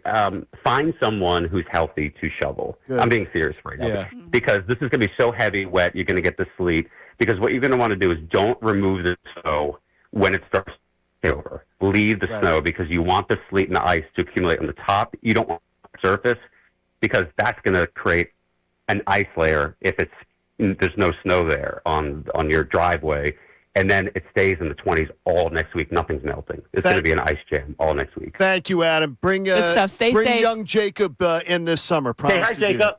Hello. Hi, Jacob. What's up, Jacob? Jacob's going to take our job. Who win the one day. Super Bowl? No, I'm not surprised by that. Who's winning the Rams? The Rams win the Super Bowl. I agree with you. You're smart, Jacob. Adam, we appreciate the time. Thank you so Adam. much. Say hello to Carl, thanks, guys. See you. There's Adam Joseph, senior meteorologist for Channel 6 ABC. All right, coming up next, we'll reset our topics. We have Kevin Nagandi coming up. I did not get Adam's perfect snow day. So that will be I think you did, though. Yeah, I had partied. You did. That'll be one The less for hotel. you to remember. Amy, you'll start the 9 o'clock hour with yours, okay? All right. Booze is already off the table. I'm getting Brian. I just gave you a clue. We'll be back. Kevin Nagandi, 9:05 here on 97.5 The Fanatic. Now on 97.5 The Fanatic Sports Update. Big win for the Sixers. I'm Connor Thomas, and the Sixers had a thrilling win over the Rockets last night, 128-122. In overtime, it became more thrilling because of a missed call by referees at the end of regulation, missing a clear goaltend on a Tyrese Maxey potential game winner. 115. Sixers basketball. 7 seconds to go as Maxey crosses midcourt. He turns on the Jets. Down the lane, right-hand lane. It's blocked. Houston gets the ball. 2 seconds. And there's a whistle. Watching another replay as the official. Oh, yeah, this ball's goaltended. The ball hit the glass. Yes. Now, Tom McGinnis might have seen it with that great call here on the Fanatic, but unfortunately the referees did not. Went to overtime, end of the day. Sixers still found a win. Joel Embiid, 32, 15, and 10 in a triple-double. He and Tyrese Maxey both went 30-plus points and 10 assists. Sixers are off till Saturday. Flyers are in Colorado playing the Avalanche tonight, 9 p.m. puck drop. You can hear that game here on the Fanatic. Eagles, still no news on the offense coordinator front, but the latest name of interest is Bears offense coordinator Declan Doyle. We will keep you updated on that as the offseason continues. Christian Parker was hired as the Cowboys defense coordinator, the former Eagles defensive backs coach. Don't miss Kevin Nagandi joining us coming up next. This update is brought to you by IHOP. IHOP's value menu is here. Enjoy breakfast favorites like pancakes, eggs and bacon, French toast with sausage, or a cheesy omelet with pancakes, all for just $6. Go to your happy plates with the $6 IHOP value menu. I'm Connor Thomas for the home of the Sixers, Flyers, and the Best Birds coverage, 97.5 The Fanatic and 97.5 The Fanatic.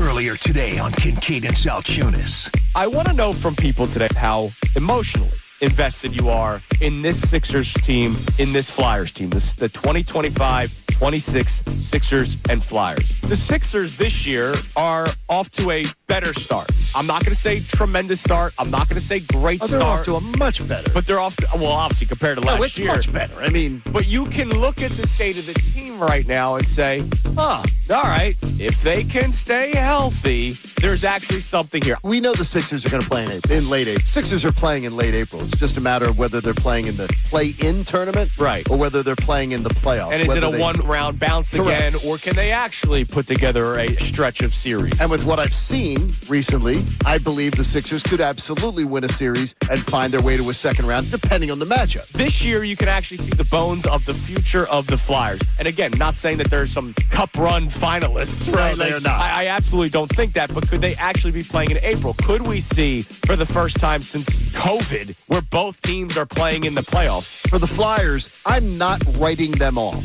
but I do not like what I've seen recently as far as them being a playoff team. Now back to the show.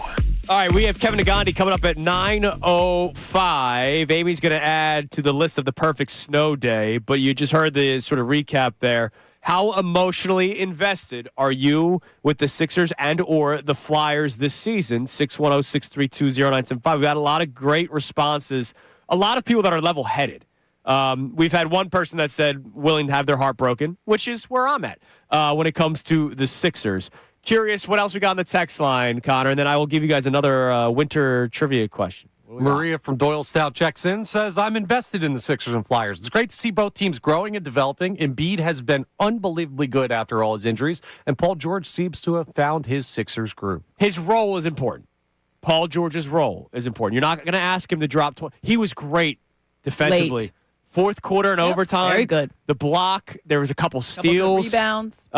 He was at the end when the clock was ticking out trying to get an extra steal. Like he played great defensively. It's a shame because it's like Tobias. You're going to go, well, hold on a second. We're giving you a max contract to score 10 points. But you're also paying for the defense and you're paying for the veteran leadership and all that kind of stuff. You just need him to stay healthy. He's still not going to be – he's like Castellanos. He's not going to be what the contract looks like. But he was great. He was a big part of them winning yesterday. And that three that he hit was big. Absolutely. You know. So that's it's a team. It's the whole team. It's the whole team. It's the whole team. Thank you, Maria, for the text. We appreciate it. All right, trivia question. Not snow related, but winter related. But sports. Who is the most decorated winter Olympian in United States history? Individual Olympian. Individual. I'm between two right now, but I want to go Apollo Anton Ono. Hey, you're right away. Bang. Yeah, I was Ono. I was Apollo like, Anton Ono, the speed skater. That's good work by you, Connor. Connor, that's really good. He was like was gonna say early 2000s. I was going to say Susie Chaffee.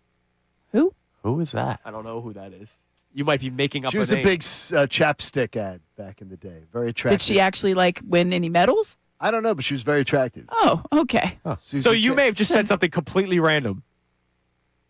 I don't think May. Susie Chaffee was a real Winter Olympian. Did she win anything? Did she I ever don't know, win? but she was very attractive, and they called her Susie Chapstick. It's like saying Dorothy Hamill. I don't know. Well, Dorothy Hamill was very won a popular medal. back in the day. Wasn't my type, but she was still okay, good it to was know. okay. I didn't watch it. I was, then you judged Figure whether you would skating. watch Winter Olympics by Figure skating. the attractiveness of whether you were No into one that. in the history of the world has only watched the Winter Olympics by the attractiveness You don't think of guys, people in full you snow don't think gear. guys have decided figure skating? Come on. Dudes didn't watch that regardless. No, I would say if we're talking Summer Olympics volleyball, little bit of a The different, Winter Olympics doesn't different strike me as an conversation. aesthetically pleasing. Everybody's really covered up. isn't. It's freezing. It really is. It's cold. Amy, add to the list of the perfect snow day. Obviously, you can't double up, and we can't tell the people what have been said so far. So what is your addition to the perfect snow day? Yeah, so you can't. I don't know what's been said, but you'll tell me if it's been said? Sure. Okay, yes. good. So I was going to go with this traditional one because I thought I was like, nah, someone definitely said that one. So I'll just go with good company. Okay. You have to make sure because you're going to be locked in. I think Keith told a story about they were stuck with somebody that wasn't great. God. Yeah. I've already had multiple text chains about what are we doing? Where are we meeting up? What's the plan? I'll bring the chili. Someone will bring the hot cocoa. But I think having good company, spending with good people. Good company's a great one. I think that's if it's just by that's yourself. a great one. Yeah. Or just lock down and drink away. I That's had a great snow day answer, by though. myself Yeah, but good before. company. It You got to was have awesome. It's sometimes it's good to be solo, but it's fun to hang out with people. See, I we're wouldn't doing want to be trapped solo, though. No. Me and my dog did it. See, that's not Christy had solo. to stay at the hospital one you night have a because dog of the there. snow, and it was just me and the dog, and it was actually a blessing. Really? That would suck. And now you know why the I media. drank a lot. Now hung you know out why with the my media dog. people love the hotel. Yeah, exactly. It's wonderful. All right, joining us now from ESPN as we continue to unpack all the important things about winter weather, and then of course how much emotion you're willing to put in when it comes to the Sixers and Flyers of 2025 and 2026 from ESPN. And I know a man that's definitely prepared for the winter weather up in Bristol. Our man Kevin Nagandi joins us. Kevin, what are they expecting up there? I've seen. First off, good morning, guys. Good morning, I've Kevin. seen 10 to 18 inches. Basically, dropping the kids off today, I was like, hey, listen to your teachers today because they're going to give you assignments on Monday. I don't want to hear, I left my book at school. You're going to do some work on Monday. Well, the limo driver that picks you up for the 6 o'clock sports center at your house, there. he'll be there. None of that. We don't do any There's of that. not a chance. There's no car service here. He's No still in car the media, service. right? Hey, damn right. Exactly. That's Come on. true. All right, Kevin. So our main topic today has been how much are you emotionally invested into the winter teams, the Sixers and Flyers. We all spend time, we all spend money, but I'm talking about emotion. Like, you get really happy when they have an overtime win against the Rockets, or you get upset when they lose back-to-back games against the Cavs or the Flyers, who have lost 5 straight games at one point, even though they're still coming out of a rebuild. So how much are you emotionally invested into these two teams right now? I get annoyed when they lose those games against the Cavaliers and the 5-game losing streak again, for the Flyers. And obviously with the goalie injury, that plays a huge role. Annoyed I don't get mad. It's more like annoyed because sometimes I think the Sixers team plays to the level of their opponent. And if it's a pretty decent team, they don't know how to close. And last night was a good test of, okay, I think Tyrese said about testing how resilient this team could be. Like, that game was won at the end of regulation. And for the refs not to review and call that a goaltend and then review it was ridiculous. And for them to win that game in overtime was important, especially when you have all 4 guys playing, and that's Tyrese, VJ, Joel, and Paul George. To me, it's exciting to see all 4 of those guys and Kelly Oubre play with a certain type of urgency, diving for balls, understanding the final 3 minutes of that game. I thought was pretty exciting. I'm also, I brought up my kids. Like, my 13-year-old is heavily invested. So I pick him up from basketball practice. He's in the car, and he goes right to his phone. I'm listening to the radio and McGinnis on the call. And my son is just so into it, and so we're completely invested on the car ride home, listening to it. So, you when you're surrounded by kids who have not been hurt as much as we have through the years by our Philadelphia sports teams, you go in with them, right? So that's kind of where I'm at with this Sixers team at the moment. Kevin, when you look at the situation that our Birds are dealing with right now as they're shopping for an offensive coordinator. A lot of people are trying to spin that, do you want the veteran guy? Do you want the young guy with the new ideas? If Kevin Nagandi got the call today from Howie Roseman, hey, Kevin, where do you think I should be going? Are you looking for a more veteran guy, or do you want someone maybe getting a new look at this, a first shot, something different?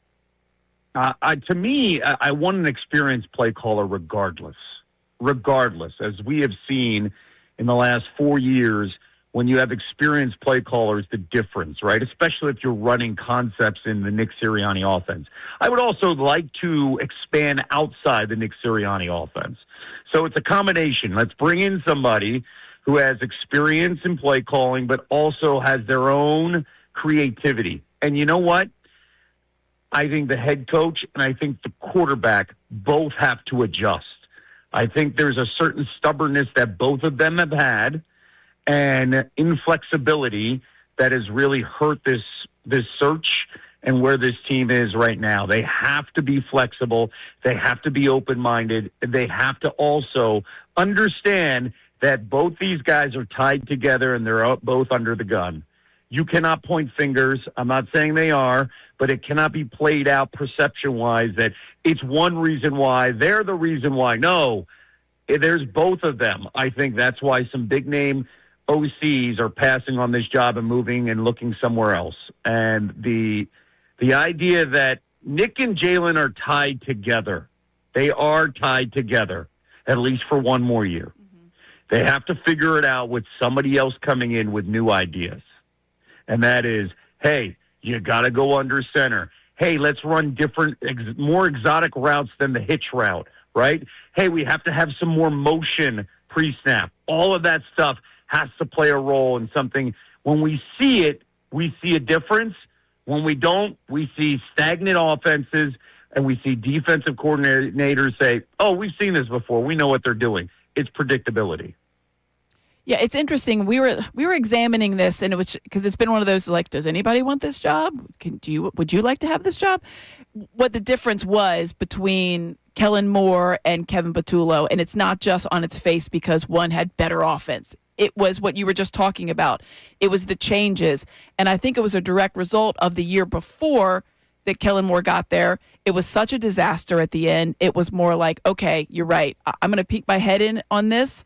And I'm not going to tinker with it because I trust this guy. How much do they have to really put their full faith in the new offensive coordinator to not have it tinkered with because they need that kind of fresh start? Because that could be one of the things that's a drawback or a plus, depending on how you're looking at it, for this OC job that seemingly is, not as desirable as we thought.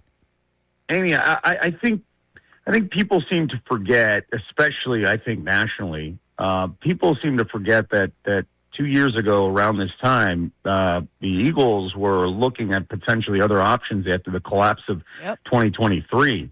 And I think, after the bye in 2024, before their run, there were some questions about this offense, and they're throwing way too much and not leaning into their offensive line. And a lot of that is centered on the idea of where Nick's offense was and having an inexperienced play caller. Kellen Moore adjusted, and he stayed in Nick's concepts, but again, he brought the experience, right? He's an experienced play caller, and there's some adaptability. We didn't see any adaptability last year or this past season, and that's the frustrating part about this. There's a certain type of stubborn arrogance that I think drives a lot of us crazy, and I think it stems from the head coach and the quarterback. They're set in their ways. One adjusts to the other one adjusts to them. They need to hear from outside people, and they need, I think, hey, let's go under the hood.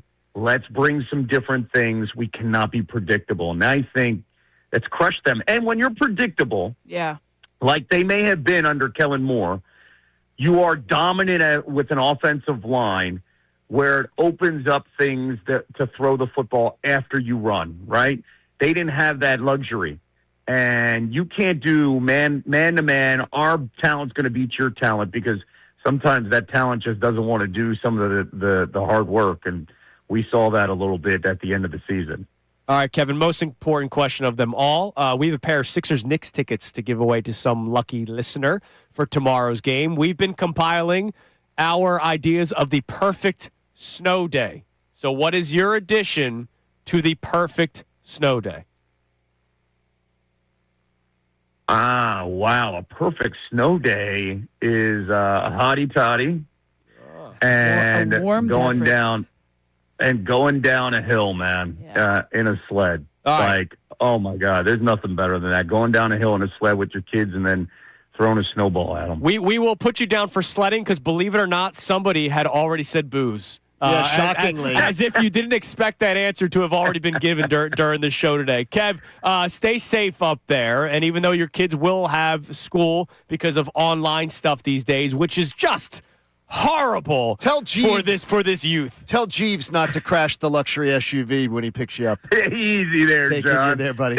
Listen, I'm still old school, man. You stay safe driving because I know Kevin's driving exactly to and from. But it's nothing up there. You're used to it. We are used to it, but on Monday, you'll see me on TV. We'll be ready to go. Damn right, Kevin. We appreciate the time. We'll talk to you Stay next safe, week. Kevin. Have a good weekend, guys. Stay safe. Bye. There's Kevin Nagani from ESPN. That is the worst thing about technology is the poor kids that still have online classes. It's a thing. In high school. I know, it's horrible. It's the worst thing. No, what's the worst thing is I will say that they do try to, just having like a younger child, they'll still be like, okay, well, log in for this small amount of time, and then your next assignment is to go outside and play with your friends. The fact that you have to log in. Yeah, but they have to. Horrible. It's like a thing. I would tell you that you guys are young, both of you, and you don't remember when sometimes we would have to go, that day off you had scheduled later in the year? It's been taken away. We used to have a lot of snow. Yeah. Well, they would just tack it on at the end. Or they would take away vacation time that was built in. My wife now works for a school system. And it sucked. And they've already told her that if they're off Monday, President's Day, they're working. Well, I mean, I would like. Yeah, to so me, they've already been told. To me, Yeah, that's sort of that's sort There's of some of that stinks. where it's like, I'd your rather spring log- break is shorter I'd rather because you have to log get in. X amount of days. Yeah, you have to. Yeah. All right. Really important. Random question, then we'll get to our text line here, or winter question. How thick does ice need to be for you to be able to safely walk on it? Closest to the answer will win. Half-inch. What? Yeah, you're dying, bro. I'm not pulling you out. You just fell dead. right through. You died. I was going to say 12. I thought it was in your driveway. I'll go with 7 inches. Wait, so what did you say? Half-inch? So you win, Connor.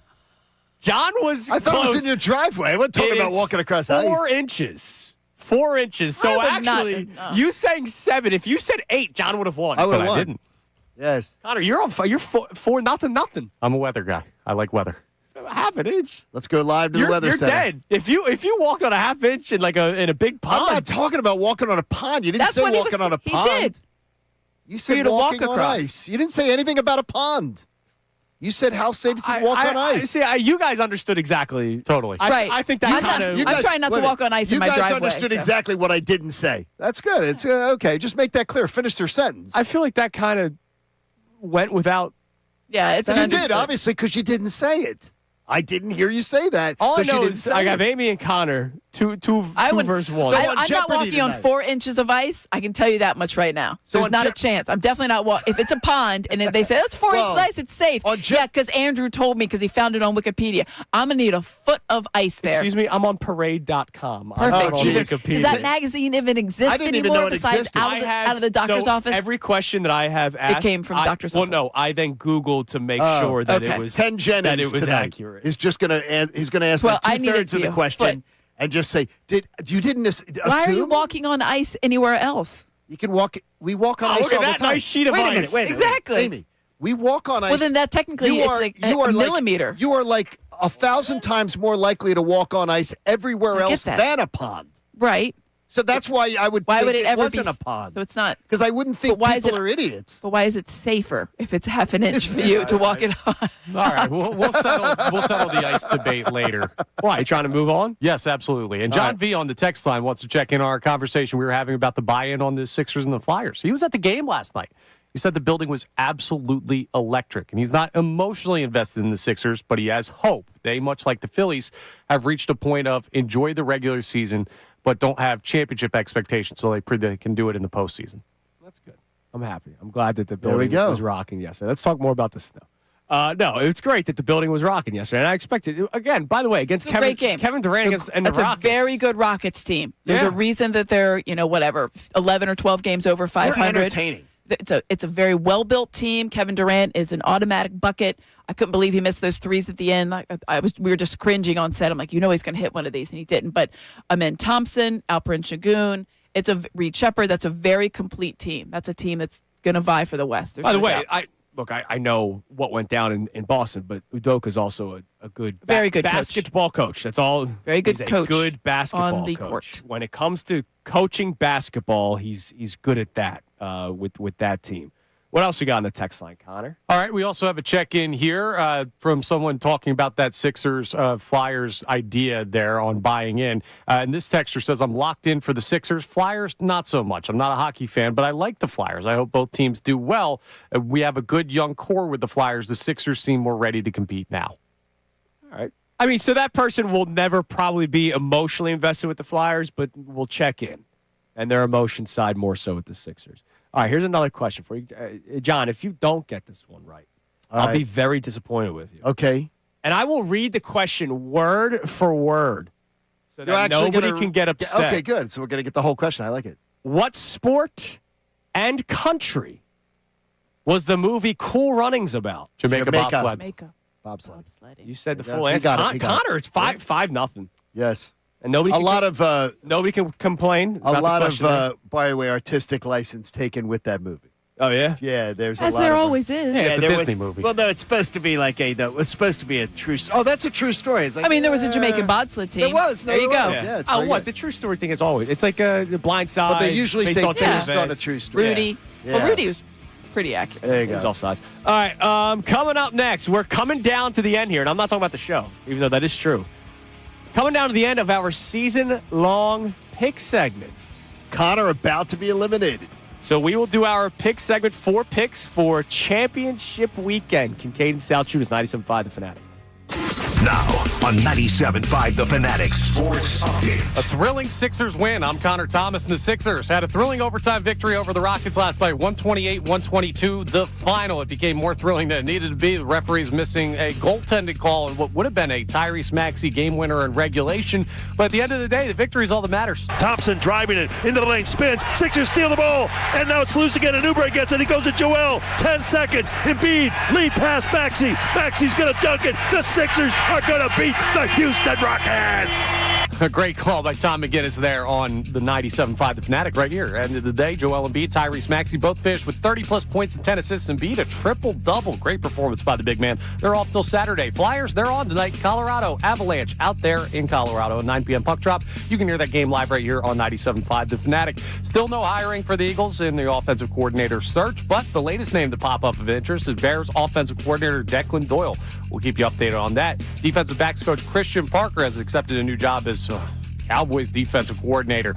Congratulations to him. Sucks at Dallas, but that is what it is, and the Eagles will continue their hiring process. Amy Fadul will continue talking with the guys for the remainder of the show. This update is brought to you by IHOP. IHOP's value menu is here. Enjoy breakfast favorites like pancakes, eggs and bacon, French toast with sausage, or a cheesy omelet with pancakes, all for just $6. Go to your happy plates for the $6 IHOP value menu. I'm Connor Thomas for the home of the Sixers, Flyers, and the best birds coverage, 97.5 The Fanatic and 97.5 TheFanatic.com.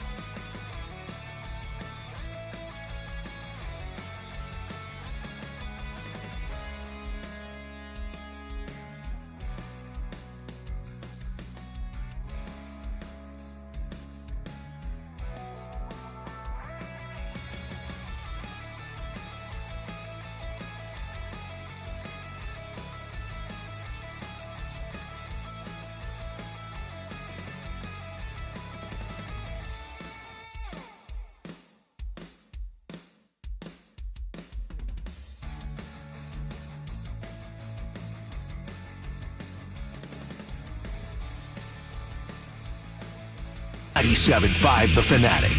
The final hour of Kincade Salciunas is presented to you by The Bagster. It's a dumpster in a bag. You can get yours today at Home Depot and Lowe's. You need details? Go to Bagster.com. All right, we have Middays with Marks coming up at 10 o'clock. We have a lot to get to in the next half hour. So I have to give my final addition to the perfect snow day. And then in the final segment, somebody will have to give every single one that has been given, going back to the 7 o'clock hour, for you to win the Sixers-Knicks tickets for tomorrow's game where there will not be snow yet. So you can go to the game safely and not worry about the weather. 3 o'clock, you'll be all set. You're good to go. Be able to get home. Yeah, I love Perfect that game time.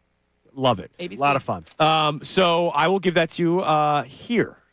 And then we have other stuff that I have to tell you about because we have our pick segment coming up in a few minutes. Video games, period. That's all I'll say. I don't have to say anything. Old game, new game. That's video a fun game. way to pass the time. As a kid or as an adult. I have no expectations. I have nothing to do, other than shoveling the snow, which I had to do when I was a kid in my driveway. But then once I got that done, and if I was tired of playing in the snow, I warmed up with the video games. So video games, period. Now we all gave an answer. Whoever gets them all right in the final segment, you can go back on YouTube if you want to try to find them. That will be your chance to win the Sixers-Knicks tickets for tomorrow. We have our pick segment coming up in 4 minutes. Also in the last segment, I've yet to ask for people to do it, and my apologies. Ask Me Amy thing, which we started last week. Oh, yes. Ask Me Anything. We've been on the snow and then the trivia, so there's been a lot of We've been bouncing around. So in the final segment, any questions you have for Amy Fadul does not have to be sports and Sixers. Or snow-related. Or it could be. Or it could be.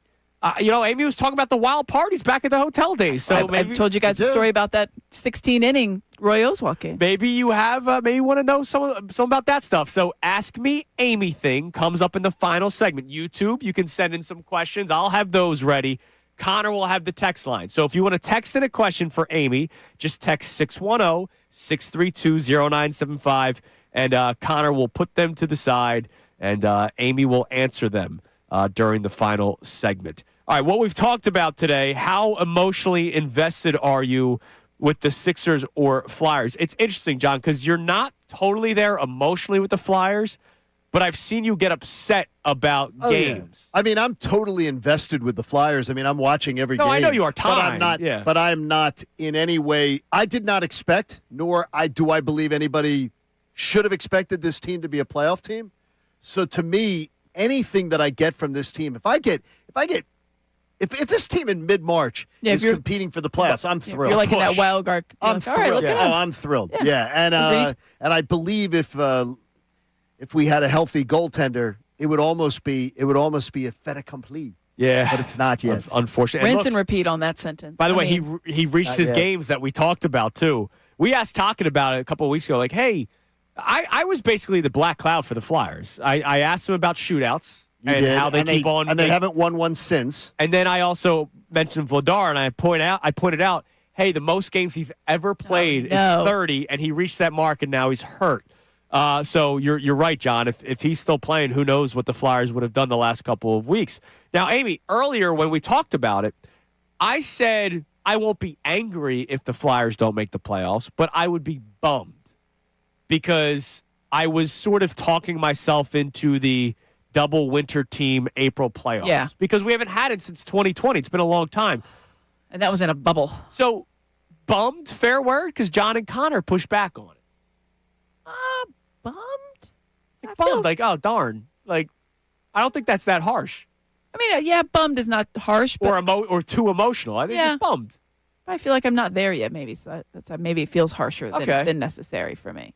It's like, bummed though means you're disappointed. I'm bummed out. Like you're bummed. You're disappointed. And the thing is, his bummed is like, Yeah, no, I'm not going to sit here saying fire talking. No, that would be angry. Bummed though means disappointment. That's exactly what bummed means. Yeah, because I would just like to see it. I would just like to see the I'd like to the see it double too. dip. It'd be great, but bummed for this team to make the playoffs is it's rough. It's a little rough one. Yeah, they're not expecting. I just think that maybe I'm a little bit more because they gave us that hope, and I would be a little bit bummed. Yeah. Okay. All right. A little bit like bummed out. Like, not like sad, like legitimately like, oh my God, it was right there. And I thought we were going to have like, good, late hockey and everybody's a big playoff push. And there still could be, but I would be bummed. Yeah. I'd be a little bit bummed. Yeah. Bummed. All right, Connor, football music, please. We've been doing our pick segments since September 5th, the Friday, after the Eagles played the opener against the Cowboys. Man, that feels like a lifetime ago. It does, doesn't it? Where are we at standings-wise as we reach championship weekend in the NFL? The championship weekend brought to you by Bet Parks. Our pick segment. I'm in first place, 47-33 on the year, 59%. First time under 60% on the year. Terrible. Andrew in second place at 42-38. You're lurking. And Connor in third at 39-41. My magic number to eliminate Connor is 1. My magic number to win the championship is 4. Okay. Over Andrew. All right. You are, though, Andrew? For another Once again, week. we're all tied. So, yes, two. We all went 2 and 2. You guys went 2 and 2. I went 1 and 3. Oh, so I'm right. in the caboose here. So go for it, boys. I've been saying it all week. Patriots -4.5. I respect the Denver defense immensely. With all due respect to Jarrett Stidham, I'm not about to put money on the Denver Broncos led by Jarrett Stidham. So I'll go with the Patriots -4.5. I will also give you this, though. First half total in that game. The over-under is 21.5. I will take the under. Because if the Broncos were to try to win this football 21.5, game, is that? Yep. I think the Broncos defense comes out with their hair on fire because they know it's up to them to win the AFC Championship game. And this isn't Week 14.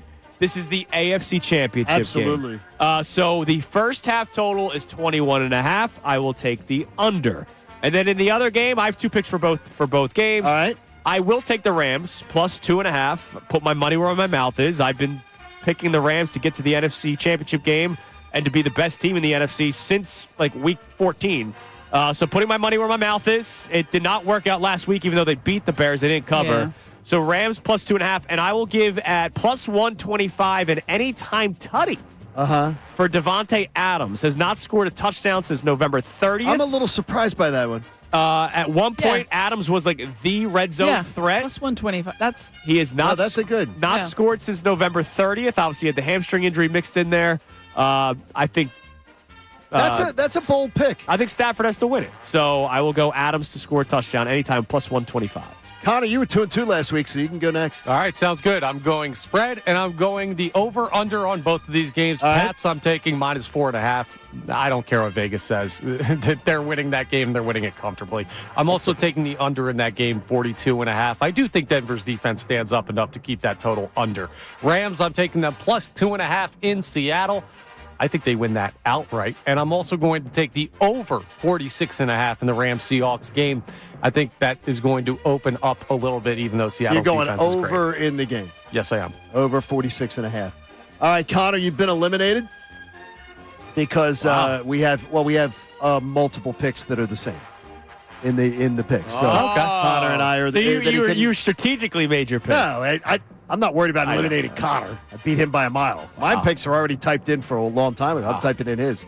I am against you guys on the very first pick. Home underdogs of 4.5 points or more in NFL playoff history are 10-0. I'll take the Broncos. How many of those games has Jarrett Stidham played? I will take the home underdog of 4.5 points or more. They're 10-0 in NFL history. I will take the Denver Broncos. How quickly people forget that sometimes, you can win on defense. I think it'll be a tight game. I think New England's going to the Super Bowl, but I'll take the 4.5. Right. I will take the under in the game, under 42.5, like Connor did. I will take the Rams +2.5. Wow, we're all doing that. And I will take the LA Seattle over.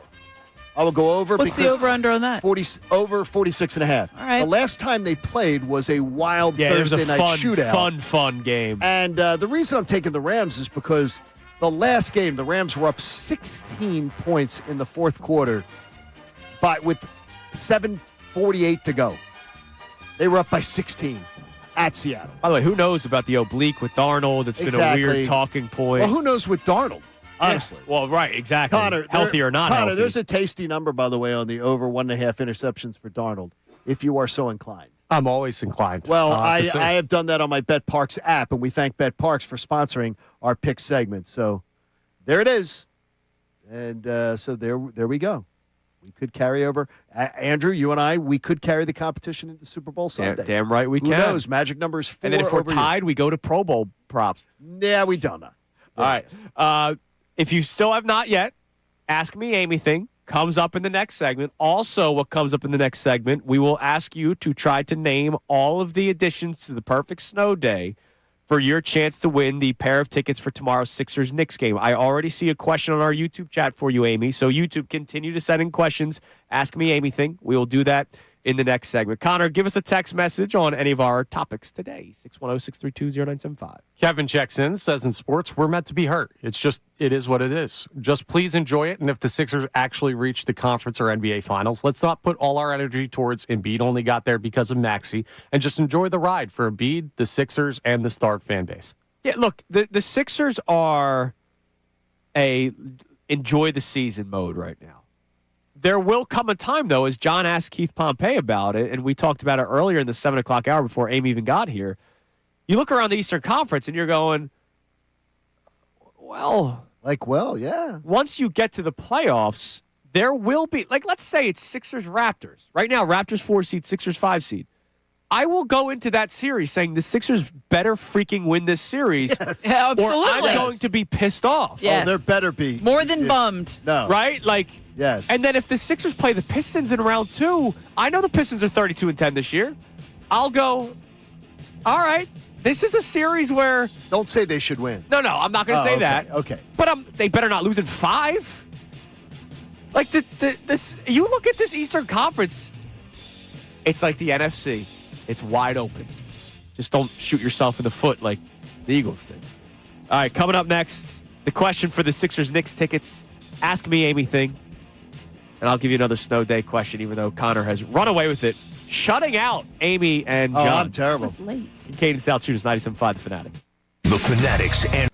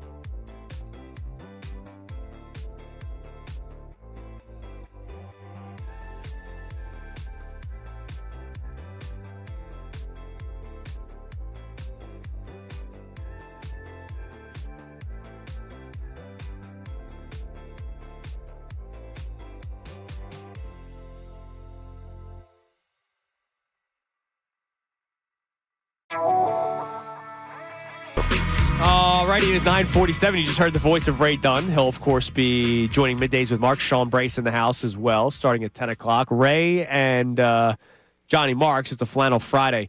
Exact color scheme, almost identical color scheme as well. So it's, look, they got good chemistry, the two of them.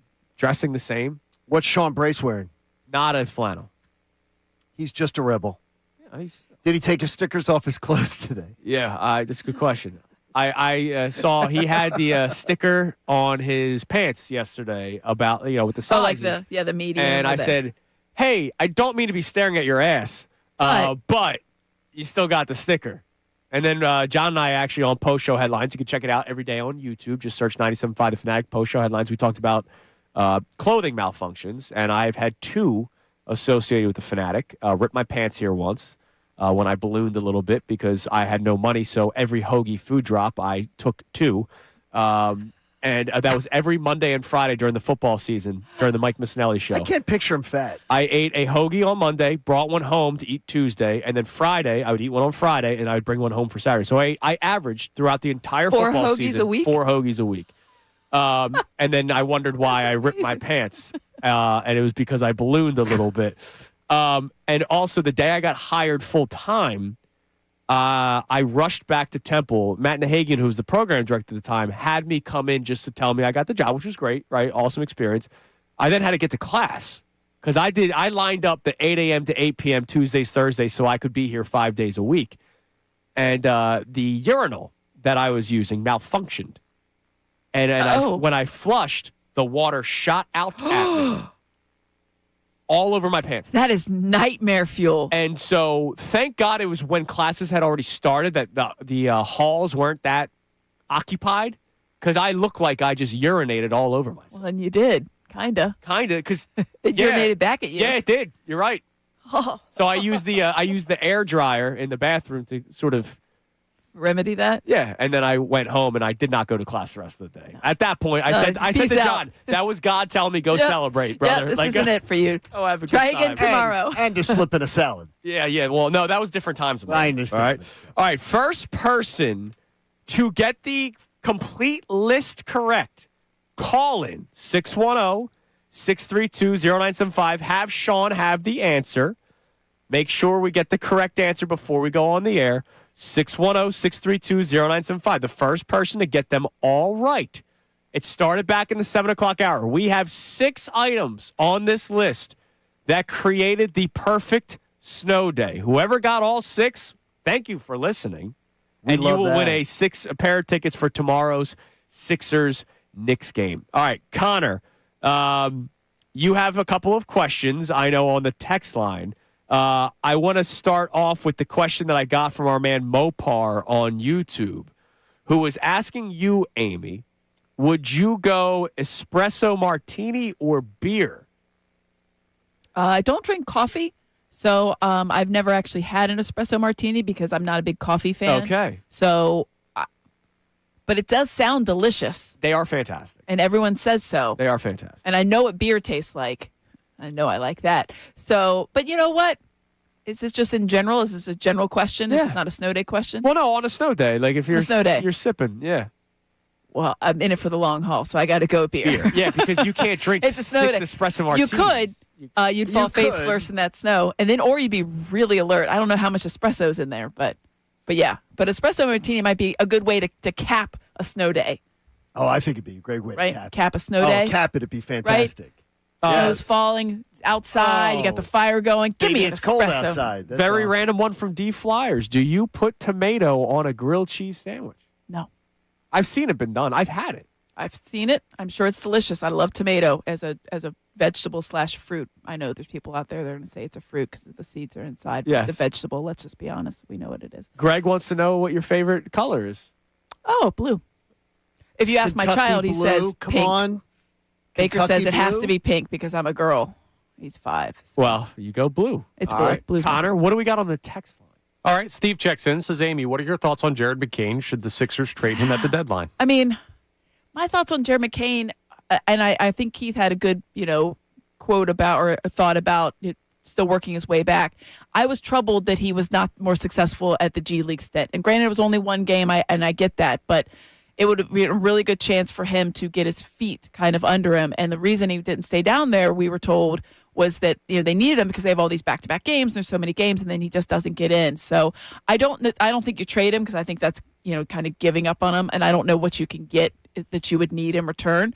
But that's troublesome because he's out of the rotation. And it's a very short rotation this early on, and the rotations only get shorter when playoff time comes, and it's tough to watch to see where he started. I think he has the ability to get back, so I would not trade him. No. All right, Connor, what else? I'm glad to hear you say that, by the way.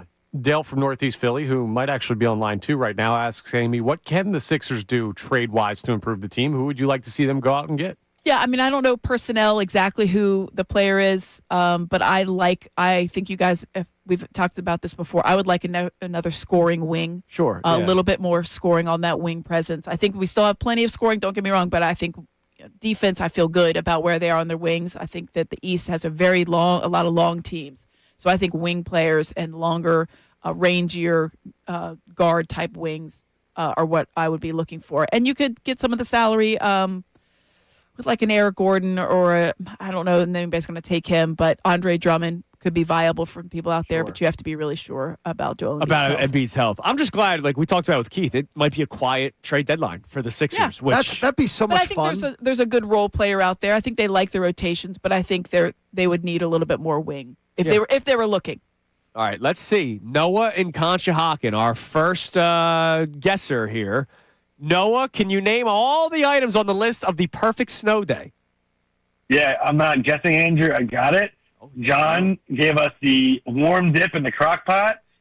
Connor wants to hit a street sign with a snowball. I know he's throwing it at more than street signs, but keeping it PG for the radio audience. Keith is drinking some booze. Amy just wants some good company. Kevin is going sledding with the kids, and Andrew's playing video games. Dude, that is fantastic. Done, I love you, Noah. Thank you so much for listening. Have you Good job, Noah. Did you scan through YouTube, or have you been locked in all day? Oh, I've been locked in, yeah. I just shot myself a text every time so I didn't forget them. Well done. That's smart. You Yeah, are smart. man, So, no, Noah. you're going to go to the Sixers game Great job, tomorrow. buddy. We've paired tickets 3 o'clock tomorrow at the Xfinity Mobile Arena. Everybody could get single game tickets at Sixers.com, but you got them by listening to 97.5 The Fanatic. Thanks, Noah. Thanks, Noah. Appreciate it. All right, Really we'll put good Noah on hold, and Rodney will take care of him. That's awesome. That's a really good That's actually job. smart to do Yeah, this, send it's the just in a text, little- the self-text. Yeah, Yes. create a little note or something. I love how he goes, dude, I'm not even guessing. I'm not guessing. I know. That's a Noah great way. did know. That's a great way to start your answer. I'm not guessing. What are your guesses? I don't have no guesses. I know. I would like Dave Dombrowski to say something like that. Well, we don't get that. Like I would like Amy. confidence from Amy, that was- ownership. Great week, wasn't it? Yeah, good times. Isn't it great? Oh god. What do you mean? We're They have all content. the confidence in the world. They're We're very content. content. They're Yeah, content. we're content. All right, Amy, thank you as Thanks, always. Amy. Thank you, stay guys. safe this Great week. You guys Amy. too. Stay What's- safe. are you- Enjoy the are- hotel. Are you working or are you Monday, the Sixers have a game in Charlotte, so they'll have to probably get out of Dodge pretty quickly on Yes. Saturday night. Flyers have a game at the Exmo, Sure. so that's gonna Oh, be that a should lot be of that fun. should be interesting. Oh, that'll be fun. Not really a big tailgating scene for that. No, one. there never has been. No. All right, everybody have a great weekend. Stay safe. Enjoy the snow day as much as you can. We'll check in on social media when we're getting Connor drunk. Everybody have a great rest of your day. Middays with Marks next here on The Fanatic.